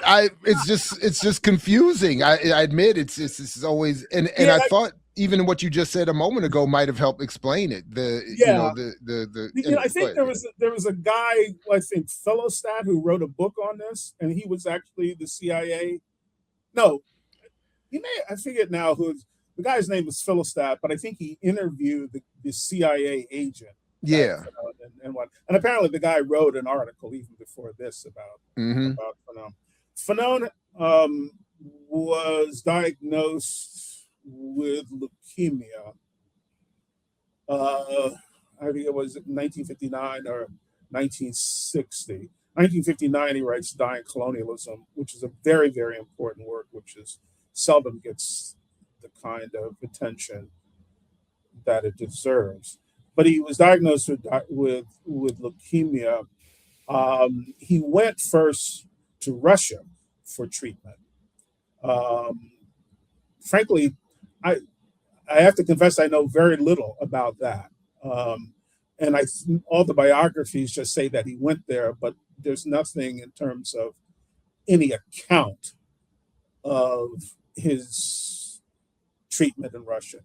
I think the outcome was that there was a slight period of remission at the time of leukemia, and then it came roaring back. And people around him implored him to go to the United States, which he refused to, which frankly may have contributed to the increasing severity of the disease. So he refused. He hated this country. He hated the United States, and he didn't want to come. But he ultimately relented and then came in. And so to come in, it was through the CIA. The circumstances of that, I think, is in this guy's book. It's a small book in the account of the CIA person. But I believe it was in Algeria at the time with the CIA, was all over the place. I think as we discussed before, or it came up, the United States had a very ambivalent view toward the Algerian Revolution. For instance, Senator John F. Kennedy, supported Algerian independence as a senator. So then he becomes president. So there was, the CIA had at least from the account that I read, had because of U.S. foreign policy toward Algeria and versus French colonialism, I guess had some cachet in certain areas with the liberation movements, certain liberation movements. Anyway, there were connections. Again, I don't know the actual details. It's in this guy's book, the CIA person who was interviewed, who was responsible for him. And he came in that way. The other thing I mentioned last time, Jared brought this up, and it's worth unpacking. So, I mean, it gets some discussion in the biographies. Is Holden Roberto. Holden Roberto was close to Fanon. Holden Roberto was an Angolan nationalist who was who became very clear that he had connections to the CIA, that he was a CIA informant. Holden Roberto, Angola had 3 liberation movements, as you know. Holden Roberto's was the smaller one. I forget the name of it. It's National Liberation something. Then there was UNITA, which was straight up CIA with Jonas Savimbi. And then there was the MPLA, which ultimately won. And again, the 3 tendencies within the Angolan struggle. So Holden Roberto could be. I don't know. I don't know that he necessarily had to go through Holden Roberto, but the CIA already had connections in Algeria. But there was also that CIA connection through Holden Roberto. I don't know that anybody's ever really unpacked the Holden Roberto thing. There was a book by this woman, this American woman married to an Algerian, and she talks about some of this as well. I forget her name. I thought I saw you mention her book one time, Jared, on something. Mo, she says she married an Arab guy from Algeria. She has his name, Diane Molefi something. But anyway, she tells some other aspects of it in terms of Fanon's activities in West Africa at the Pan-African Congresses. And I've written a piece on Fanon's presence at a number of, frankly, Pan-African Congresses that never been written about. I mean, there's some writing about it now, but Fanon's relationship to the Pan-African Congress and his essential debate with Nkrumah on the question of violence versus nonviolence.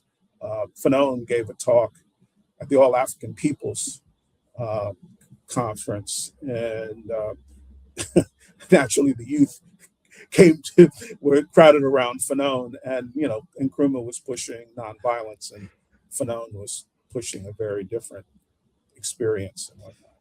In the end, though, Fanon, in his later writings, argued that what is essentially the case is the particularity of the conditions of the country which determine how the struggle will unfold. So help me understand that, because I missed that part. How does the man that writes the handbook for guerrilla warfare oppose Fanon's conclusions on armed struggle?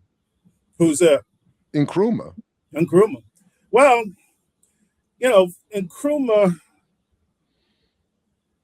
CLR does talk about this because CLR knew Nkrumah. Nkrumah's experience, some sense in the United States, but definitely in the UK, was around nonviolence struggle. Everybody thinks that nonviolence was just with Gandhi, but Nkrumah's what he was learning in London was about essentially mass civil disobedience, strikes, labor strikes, political strikes, that kind of thing, which he did carry out in Ghana. And so when Fanon spoke at the All African Peoples Conference, he came out essentially with his position from the experience of the FLN. As to why Nkrumah would have that view, but you could see it in the news coverage of the conference, and there's some articles by people, leftists, who were there, old guys who were there and witnessed it and talk about the difference between Nkrumah and Fanon. Jared, and I meant Revolutionary Warfare, by the way. Just the handbook for Revolutionary Warfare is the book I was meant. Yeah. Before you get into it, because I see another great question in the chat. I did have one that was related, and then it also sounds like people are learning and growing, right? You in the last interview mentioned Dr. King had read Fanon and then reevaluated his position upon encountering that argument. So Dunn and Nunn points out Nkrumah eventually regretted that stance. So it seems like he was able to struggle with it. Yeah. I mean, there were a lot of. I mean, I read a whole article. piece in I'm trying to look around my desk if I have it. I don't see it now. But I wrote a piece for an anthology on Fanon's. It's with another, it was a young scholar who co-authored it, did research on Fanon's. Because there was all discussion of Fanon in sub-Saharan Africa. He was the so-called ambassador of the FLN to sub-Saharan Africa.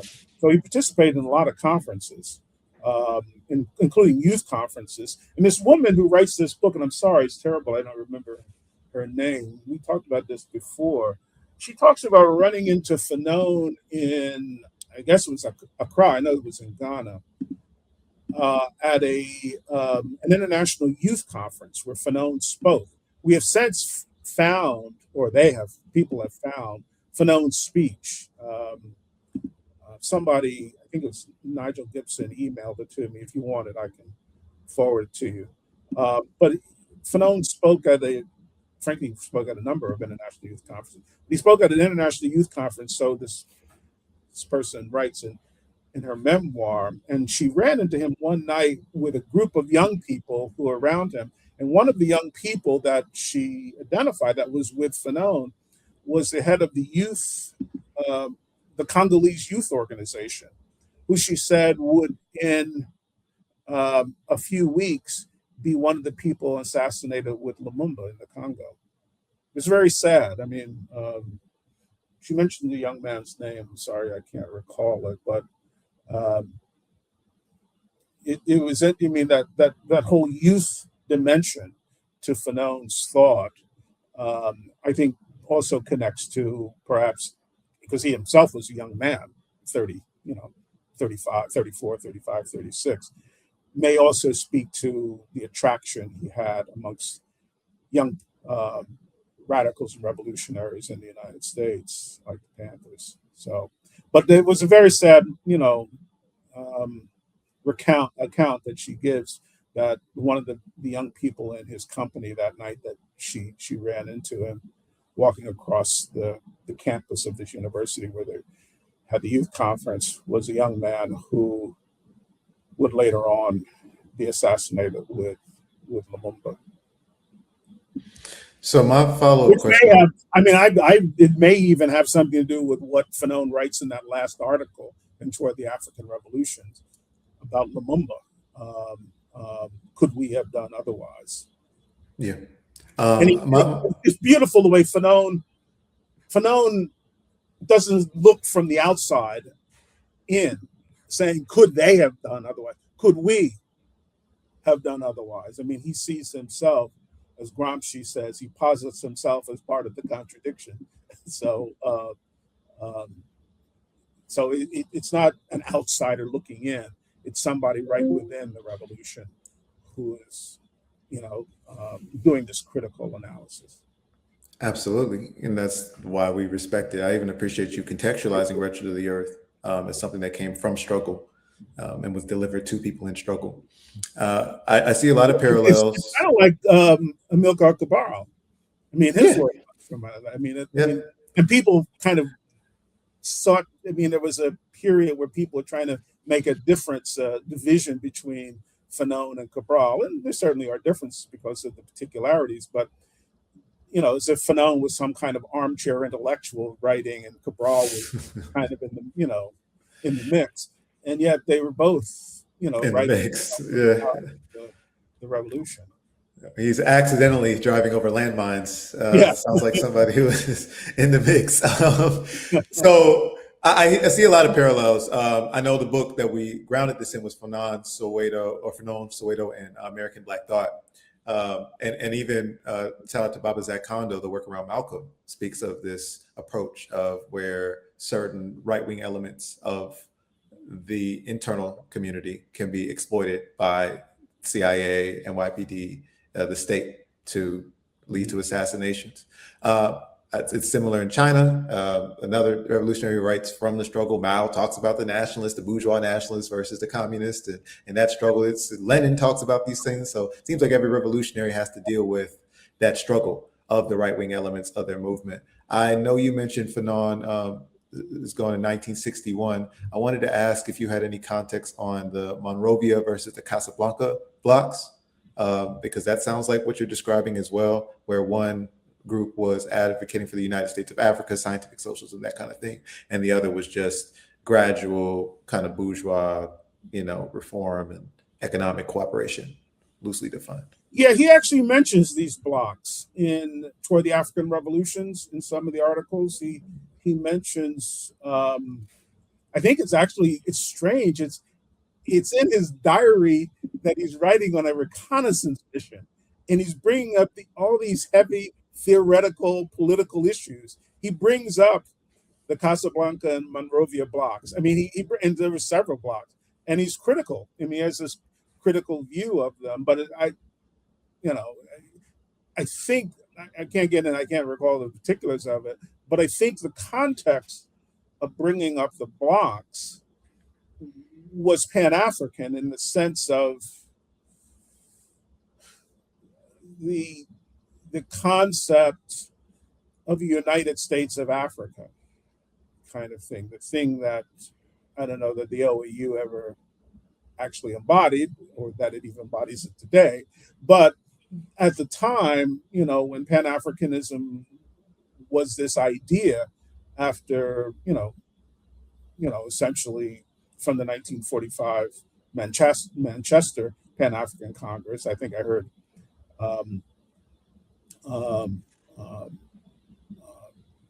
Jared talking about this before, going through the history of Pan-Africanism, the 1945 Manchester Congress, Du Bois essentially handing over the reins to the Africans to lead it. But from there on, there was always this idea of a United States of Africa. And so Fanon was talking about these blocks, these attempts to create these blocks as precursors to doing that. So again, in the piece that I wrote on Fanon and Pan-Africanism, we point that out, the various initiatives that he was either a part of or that he looked at to create this kind of United States of Africa. I think I was kind of surprised you guys haven't brought in Fanon's view of the United States and African Americans, because that's a whole other thing that to me has always been fascinating. Fanon thought that African Americans were the most revolutionary within the whole Pan-African constellation, and believe me, he is such an outlier. I was going to say, because somebody mentioned Rodney earlier. Rodney didn't agree with that. Yeah, no, it's right in Black Skin, White Mask, and he says, when he's dealing with the master slave dialectic in Black Skin, White Mask, and he says that how the master slave dialectic, when you have race entered into it, in what from his experience in the Caribbean, he says, whereas in Hegel's and Marx's master slave dialectic, the slave finds his liberation through his labor and whatnot. Fanon says when the black slave, by which he means in the Caribbean, does not turn to his labor, toward the object of his labor, but turns toward the master, because he wants to be the master. And then he says, but I'm here only talking about the Caribbean, not the African American. He didn't say African American, not the American Negro, because in America, the Negro battles and he is battled. He knows that no quarter will be given. And he has several other things throughout Black Skin, White Mask. He says that the African American is a whole other thing. and he's from the Caribbean, which is funny. I mean, you look at people like Garvey doesn't really become quote unquote radical or revolutionary till he comes here. And what we talked about this. We talked about this. I think it's fun. I think it's a fun game. I do think sometimes.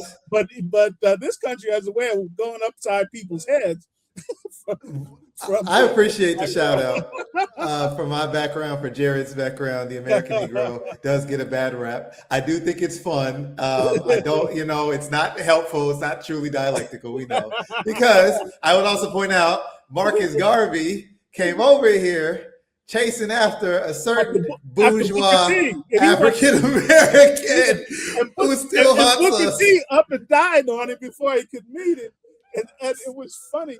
Harold Cruz I told you, Harold Cruz told me this funny story. He says the first campaign of the newly organized NAACP, the first campaign that they won was to get immigration laws liberalized, which allowed Garvey to come in, who later became one of their major.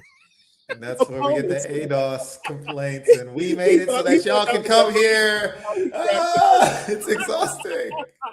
It's exhausting, which is why we believe in pan-Africanism.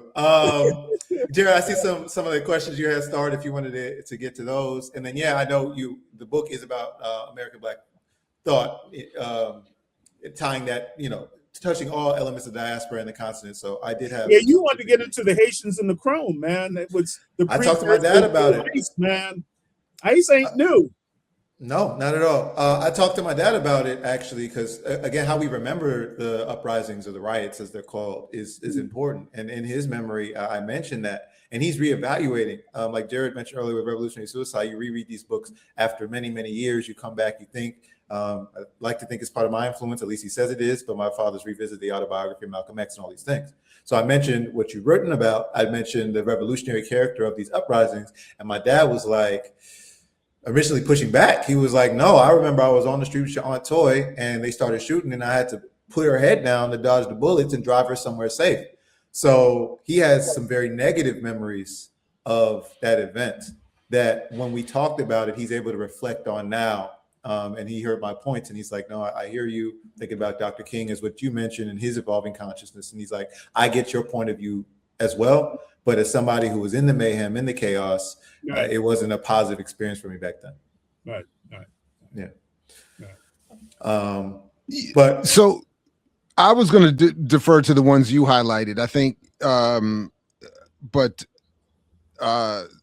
now I'm not actually sure. Did I highlight the one about? You highlight Sounds, which I was going to highlight too. Okay, so that's So Sounds is seen elsewhere. Has Turner now or in any previous interview on BLM addressed the claim that Fanon was supposedly a Muslim because of his adoption of his name, the name Omar?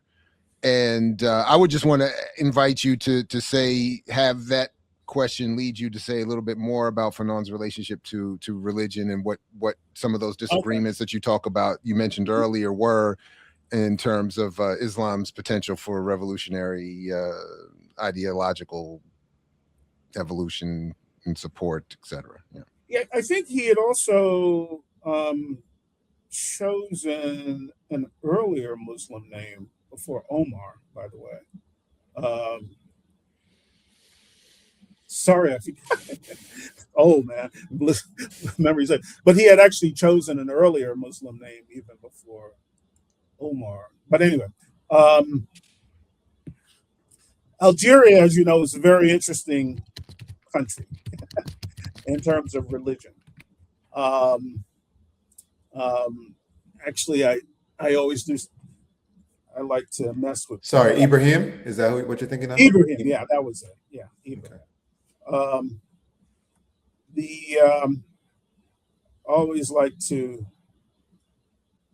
see if I can find it real quick. I always like to mess with people. This is the last picture ever taken of Marx. Marx dies in 1883. Where is he?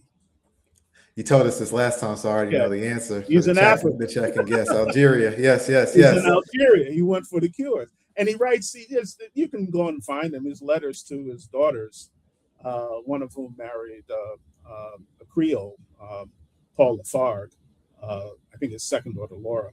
And he writes about the different ethnic groups in Algeria. Now, Marx was a very sharp observer, and he knew the differences, and you can see it in his letters. So Algeria has very interesting ethnic diversity. And Abeni Ramdani, the guy who I mentioned before, who was the leader of the left in the FLN, who wrote what was called the Suman Sumam Valley Conference program. Remember, in Wretched, Fanon talks about the significance of revolutions having a program. Abani wrote a program. The FLN met in 1956 in the Sumam Valley, which was occupied territory by the French. And they met on a farm in this valley and had this conference. And out of it came this program written by Abani Ramdani, laying out what the FLN and what the Algerian Revolution was fighting for, the new society they were fighting for. They were fighting for a social democratic society. In the program, it was about the liberation of women. You know how that runs. But Abani was Berber. He was Kabylian. He came from the Kabyle region of, I think it was northern Algeria and the mountain areas. So while they were Muslim, they were of a different ethnic group. They were Kabyle. And then you had Arabs, you had Africans, whatnot. So you had different ethnic groups. And so Fanon's association, I think even when he traveled abroad, he changed his name. I think he gave himself, I forget, somebody can look it up, an Arab last name as well. So he never traveled as Frantz Fanon. I think he traveled as Dr. Ibrahim something else or whatnot. And so he took an Arab name as he traveled. So I think it had that functional value of operating under the shadow of counter-revolutionary of the French counter-revolution, anti-colonial, or the colonial powers of France. So in order to move around, he traveled under pseudonyms. Right. So there was that. And since he was coming from Algeria, there was this functionality to choosing names. Then there was his own political, his own expression of his political allegiance, and that he chose an Arab name. To what degree that was religious, I have my doubts. Again, the correspondence between him and Ali Shariati on Islam kind of gives you some sense. So what side did he fall on? Because you hinted at it earlier. I wanted the teaser. So did he fall? Because what was Shariati saying, and then what was Fanon's response? Even though they had a lot of unity in their analysis of where to move forward. Shariati thought that religion could become a revolutionary ideology, that Islam in particular could become a revolutionary ideology. Fanon was not of that view. I mean, they talked about the need for decolonization, and they were of the same mind of that at the time. As you know, the Shah was in power in Iran, but saying that doesn't really say much, because the Shah in Iran was the outpost for American and European imperialism. I mean, Iran, I'm still writing my analysis on Iran now. I'll share it with you guys whenever I finish the damn thing. Because a lot of my work is on rentier capitalism, which is the real deal today, with, extraction. It's extractive capitalism. You see what's happening in the Congo, you see what's happening with oil, Hormuz, all that.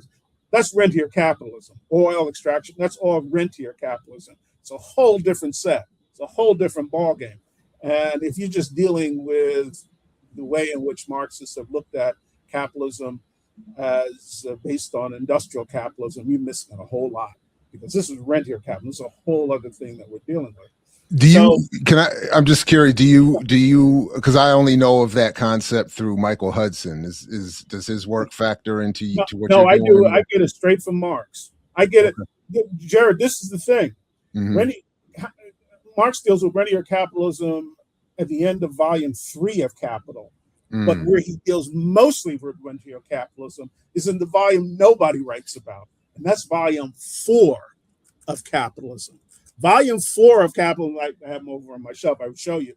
Volume 4 of Capitalism is called Theories of Surplus Value, and there's 3 thick volumes to volume 4, 3 books to volume 4. So it's the largest part of Capital. Nobody ever reads this stuff. But the second of the 3 books of volume 4 are all on rentier capitalism with big tables and shit, shows how land is used and whatnot, extraction through mining and all kinds of stuff, and agriculture. That's all global South shit, man. I mean, that's us. I mean, that's slavery, for crying out loud, whatnot. It's rentier capitalism. And so, how would he not write about it? No, I just didn't. I'm just not. No, I'm just holding my hand up as the one of the many that you talk about who have not read that deeply. And I've only heard about, like I said, through Michael Hudson. I thought that was deep, so that's dope. But plus, plus Marx is white, so it can't be. It's just. I can't be doing too much of that now. Like, you can't be doing this. I mean, whose nickname is the Moor, right? it's just so much.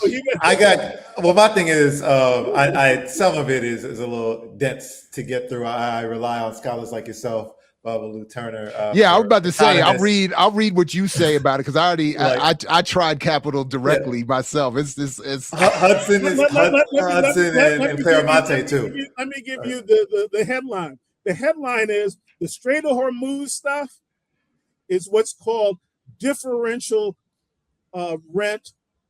There's 2 differential rent. Differential rent 1 looks at the fertility of a natural resource, like the fertility of the soil, the fertility of oil resources and deposits, the fertility of gold, fertility of lithium, fertility of the compounds that go into tantalum and whatnot, coltan, and you don't run these things.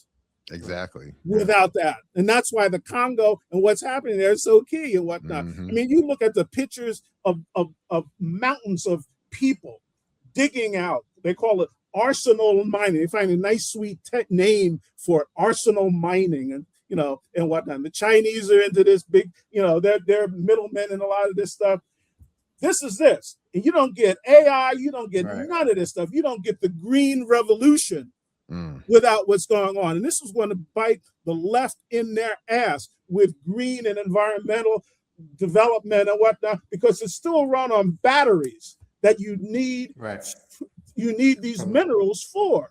And it's all like this whole new scramble for Africa that's going on and whatnot. It's crazy. Between the Congo and Rwanda, they provide 60% of this shit globally. And it's rentier capitalism. And rentier capitalism is a much more politically, it's a much more kind of reactionary, has more reactionary politics, more retrogressive politics than, say, industrial capitalism. Because if you need different kind of educated labor force, blah, blah, blah. But rentier capitalism, oh man, it's deep. Now watch this. You read Fanon's clinical papers, which we finally have gotten. It's in a big book called Alienation and Freedom. And Fanon tries, because you ask about Fanon's spiritual life and whatnot in culture. Fanon's first clinical paper with an intern of his, they tried to use what's called sociotherapy on a Muslim men's ward. That's the title of the paper, Sociotherapy on a Muslim men's ward.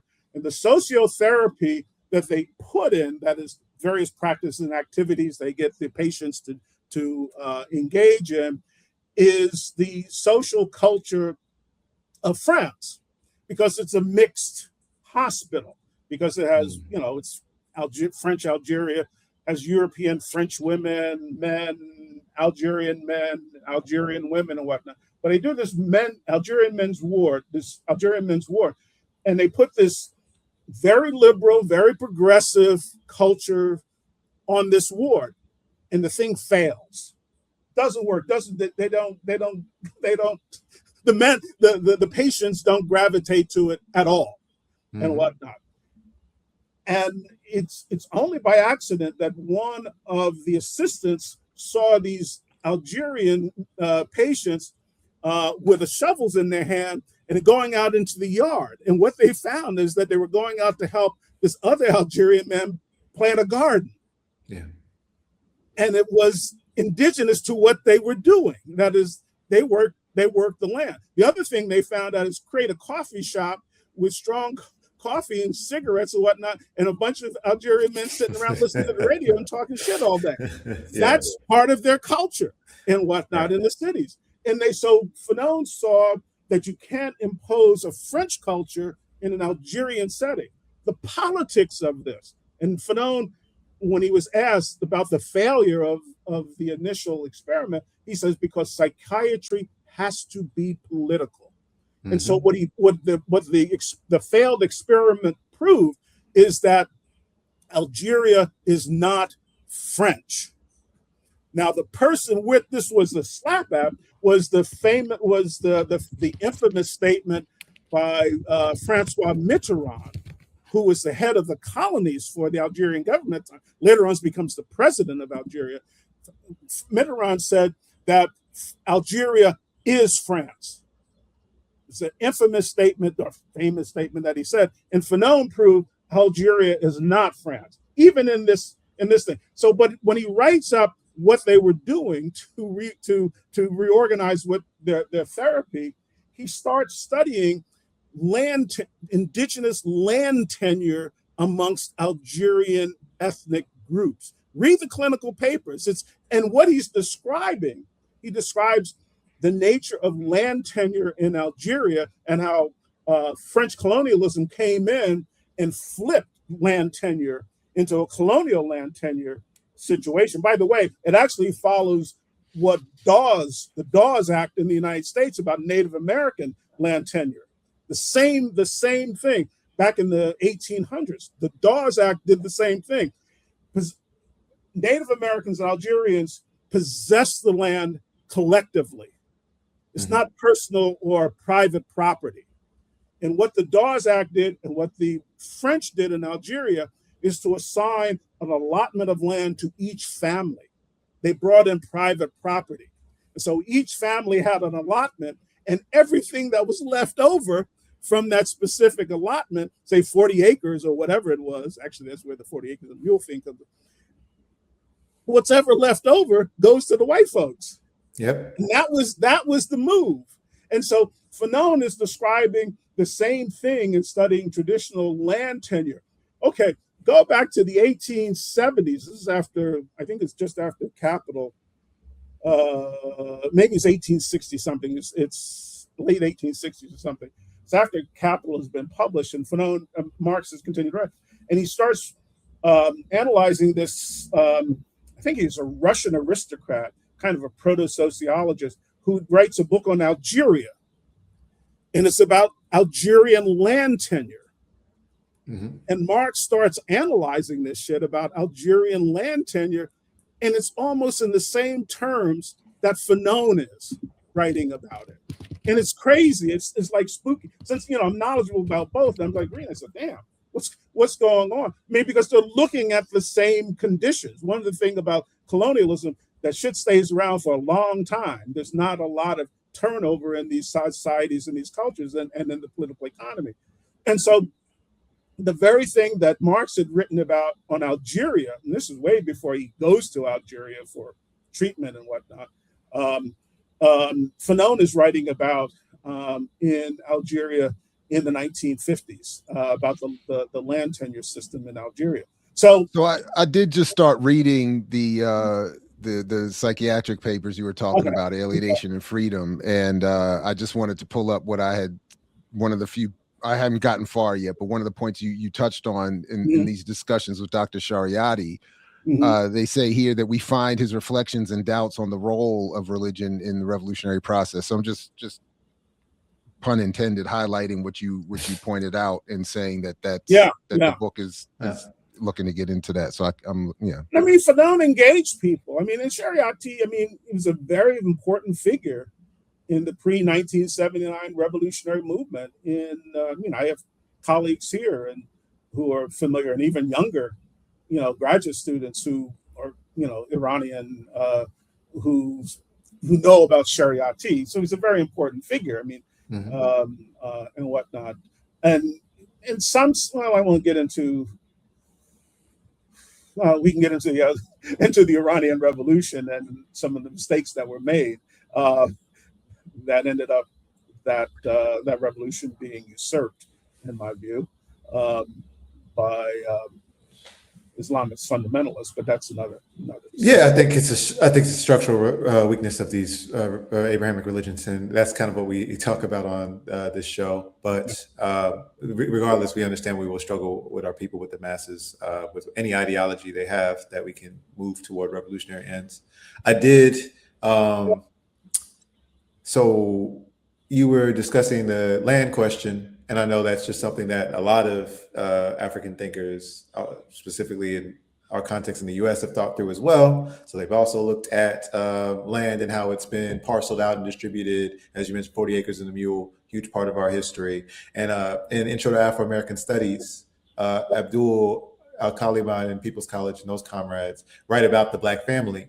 And specifically, when you talked about the women's liberation movement earlier, they mentioned how having to switch to this patriarchal nuclear family style of land ownership under capitalism was one of the ways that patriarchy was introduced to our community. So they specifically talk about, like what you say, this parceling off of land, and then how the only people who would be recognized on their ownership contract with the white folks, with the state, would be the male head of household, that sort of situation. And so I just wanted to bring up those parallels in our own experience with land and capitalism and patriarchy. There's an interesting little counterfactual it may be worth looking into, and you can probably read Du Bois on this, Black Reconstruction, in that during the Reconstruction period, this gets changed significantly.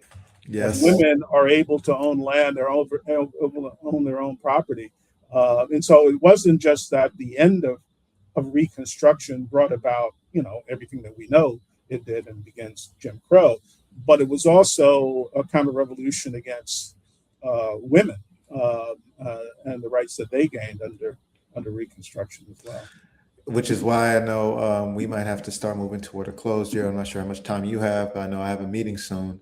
Yeah, I just put in the private chat. I got to go by 1:30, but it's cool. I think that's a reasonable close. But just to bring these slides back up, so toward the end of the book, you specifically talk about. So I'm going to read this quote. Marx had proceeded in his last decade. Wait, before we do that. Marx, the Capital Volume 4. Did Engels get his hand on it? Because that's also a reason why a lot of folks might not be able to work through Marxist writings. Engels that's a whole thing that comes out of Luxembourg, man. Luxembourg, when Engels publishes volumes 2 and 3 of Capital, she criticizes Engels about what he made of Marx's notes and whatnot. And I have a whole thing we can go into on that. But no, volume 4 was brought out by Kautsky, of all people, the renegade Kautsky, as Lenin said. This is before the Second International betrayed. And he came out with volume 4 of Capital from Marx's notes. Strangely enough, is actually volume 4 was the first thing Marx wrote when he was writing Capital. Volume 1 ended up very late in the process of his writing. So he talks about it in letters that, it's the way you work through things, what you end up, and it wasn't until you get to the end of something that you find out, well, you probably should have begun with that. And so that's crazy. Yeah. So the commodity, which is chapter 1 of volume 1 of Capital. And this is what I got to figure. This is the thing I've meant to talk to you brothers about, because I just gave a talk on this at the University here. Why does Marx, volume 1, chapter 1 of Capital, it's the commodity, has 4 sections to it. The first section is called the 2 factors of the commodity. The fourth and last section is called the fetishism of commodities. Why does Marx give two African titles to these two sections. Fetishism was what they thought African religion was. Now, whether it was or not at the time, they later on, but fetishism of commodities. The first one, however, the two factors comes from the process of the slave trade on the west coast of Africa. That is, the Europeans brought goods to barter, to trade for Africans. And those goods were called factors. And Marx studied all this stuff. And so the individuals, the Europeans, were called factors as well. The enclosures that they created where this bartering of factors took place was called factories. That's where the term factory comes from. And so Marx, first section, the two factors of the commodity, a use value and value, or exchange value, and whatnot. And the use value and the value of a commodity comes from the fact that the labor that produced it is a use value and a value. That is, labor is a commodity as well. And then he goes through the whole thing, and he ends up with the fetishism of commodities, okay? And the universal equivalent, because all these things, how do you make two things that are different equal, given that they're different? And the basis of it is actually time, socially necessary labor time it took to produce it. But all this stuff, so where do these terms come from? Are they accidental? Right. And again, I can show you where Marx actually writes about the slave trade on the West African coast and whatnot, particularly in the stuff that he writes in the 1850s. I can show the stuff he writes about Jamaica and the Morant Bay rebellions and Jamaica and shit. I can go on and on and on about Marx and the Black world. Oh, this is because you actually studied. We need to. We gotta gotta do a whole separate thing on this. On that should be the title, Marx in the Black World. If you don't mind, I would like to pitch to the both of you that be the next. I would love to. We have to do this because I'm constantly, literally as of yesterday, being told Marx didn't know nothing and cared nothing about the African world. So labor in the white skin cannot emancipate itself with labor in the black skin is branded. It's at the pinnacle of chapter 10 of Capital Working Day. It actually appears in a letter he wrote to his son-in-law's father.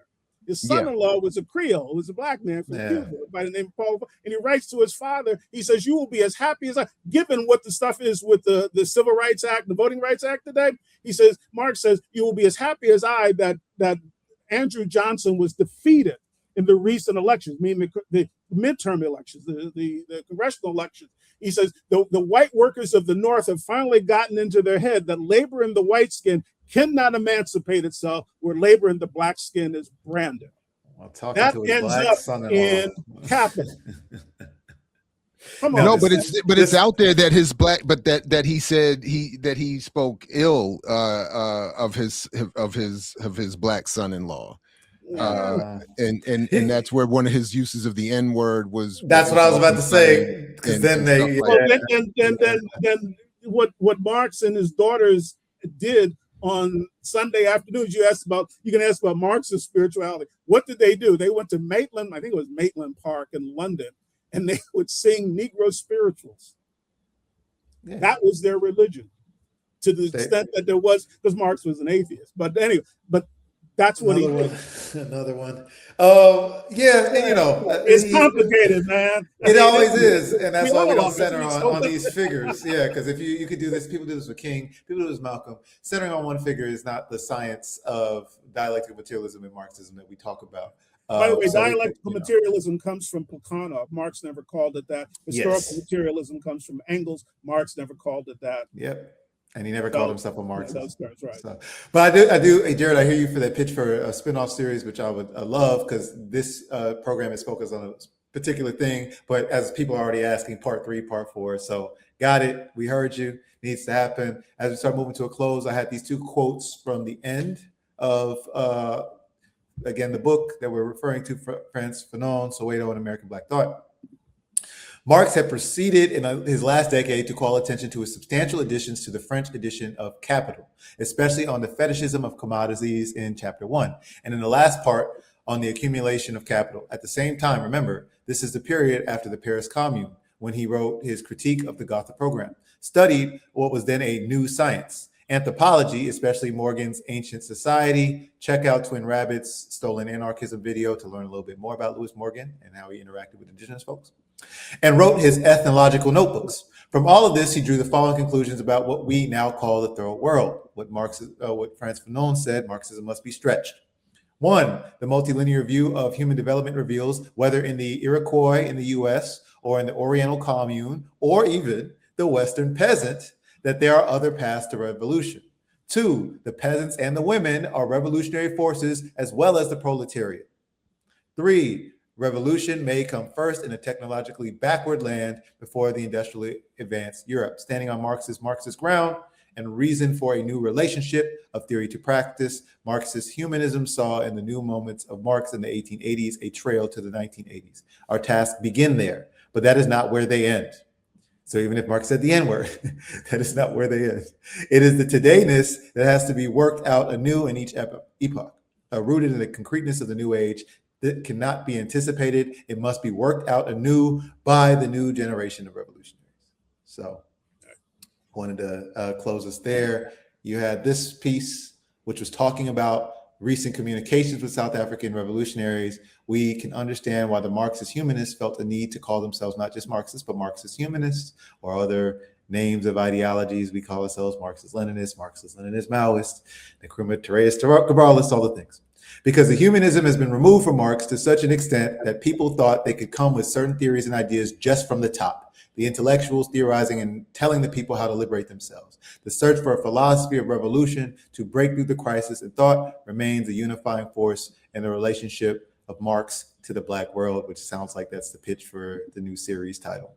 So I wanted to leave you all with some closing comments there. And then I did have one more slide on ideology, since you said Fanon's challenge to us, to Africans, was ideology. So anything y'all wanted to say on those last two quotes from the end of the book? I'll give Lou the last word. I just want to thank you both for this and our undefeated chat as well, and remind them to like, share, subscribe, support Black Liberation Media's Patreon, even as a free member. The QR code's in the corner. Put this in your socials, share, and invite people to join the conversation.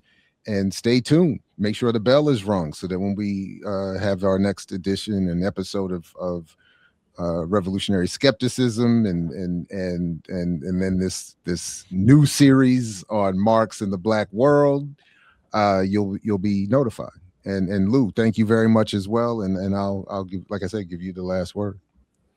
Well, I want to thank you guys for keeping these discussions alive. I really find them as absolutely essential to working out what revolutionary ideas mean in this post-industrial neoliberal world. It isn't about going back to Marx just for Marx's sake. You got to reinterpret Marx. And I think that's to work out what the dialectics of liberation are for our day. And the kind of work that you guys are doing is absolutely essential to working this out publicly. Marx often said, we shouldn't be hiding our ideas. We discuss them in public, we debate them in public, and that's part of the process of viewing them out of the present moment. So, for the present moment. So I appreciate it and appreciate you. So that's the Thank you very much. One of the reasons why Fanon and Rodney might have shouted out the American Negro, the new African, those of us in the US at least, was that we have some of the sharpest revolutionary thinkers who were incarcerated, right? Are people behind the wall. And so one of the things, and those who support them.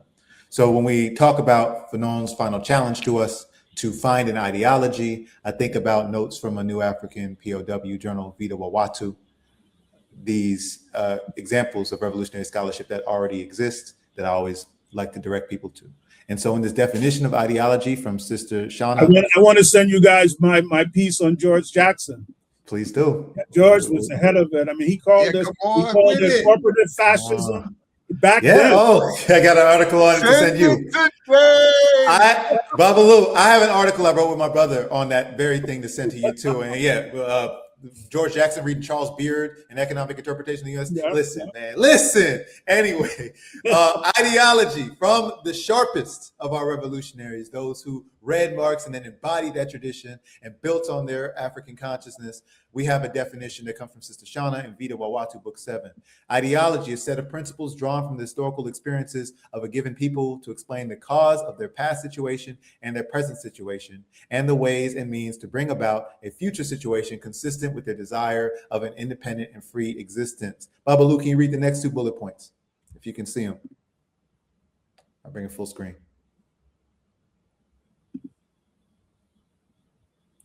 Can you see these? Can you read the next 2? Can't have revolutionary. I think he's frozen. Uh-oh, Babalu froze on us. Who, me? Yeah. Oh, yeah. Yeah, okay. Can you read those next 2 for us? Yeah, can have revolutionary, reactionary aims. It can be for oppression or for liberation from oppression. Ideological principles come about through research. Once they have emerged through research and are correctly put together in a coherent whole, they serve for action. You guys ought to read Marx on ideology and German ideology and the so-called the mirror effect, that he says the ideology turns reality upside down. It becomes a force when embraced by the masses of our people. Jared, can you close us out with that last piece? An ideology is a set of principles drawn from the historical experience of a particular people, submitted to the same general social, economic, and cultural realities in a common historical situation. As such, it provides the guidelines for action, for change in the direction desired by that people. So we have an ideology. We are sharpening it each day. Thank you all for tuning in. This is episode 4 of the Black Atheist Tradition, 100 Years of Fanon. And it sounds like we might have a new series coming up, Marx and the Black World. So appreciate y'all. Jared, want to take us out? Peace, everybody. Only if you're willing to fight for it. As Fred Hampton used to say, and everybody involved here. Catch you next time on Black Liberation Media. So make sure you like, share, subscribe, and see you then. Peace, everybody. Black Liberation Media is a collective of Black and African organizers, journalists, academics, and media personalities serving Black and African masses seeking to further grow in their understanding of themselves, their histories, and the African world through entertainment and news. Please continue to like, subscribe, and donate to the channel so we can further serve you and liberate our people. You can also go to blkliberationmedia.org, get some merchandise, and also become a Patreon member and a member from the YouTube. Please do what you can, share, and show your love as we will show ours for you. Black Liberation Media.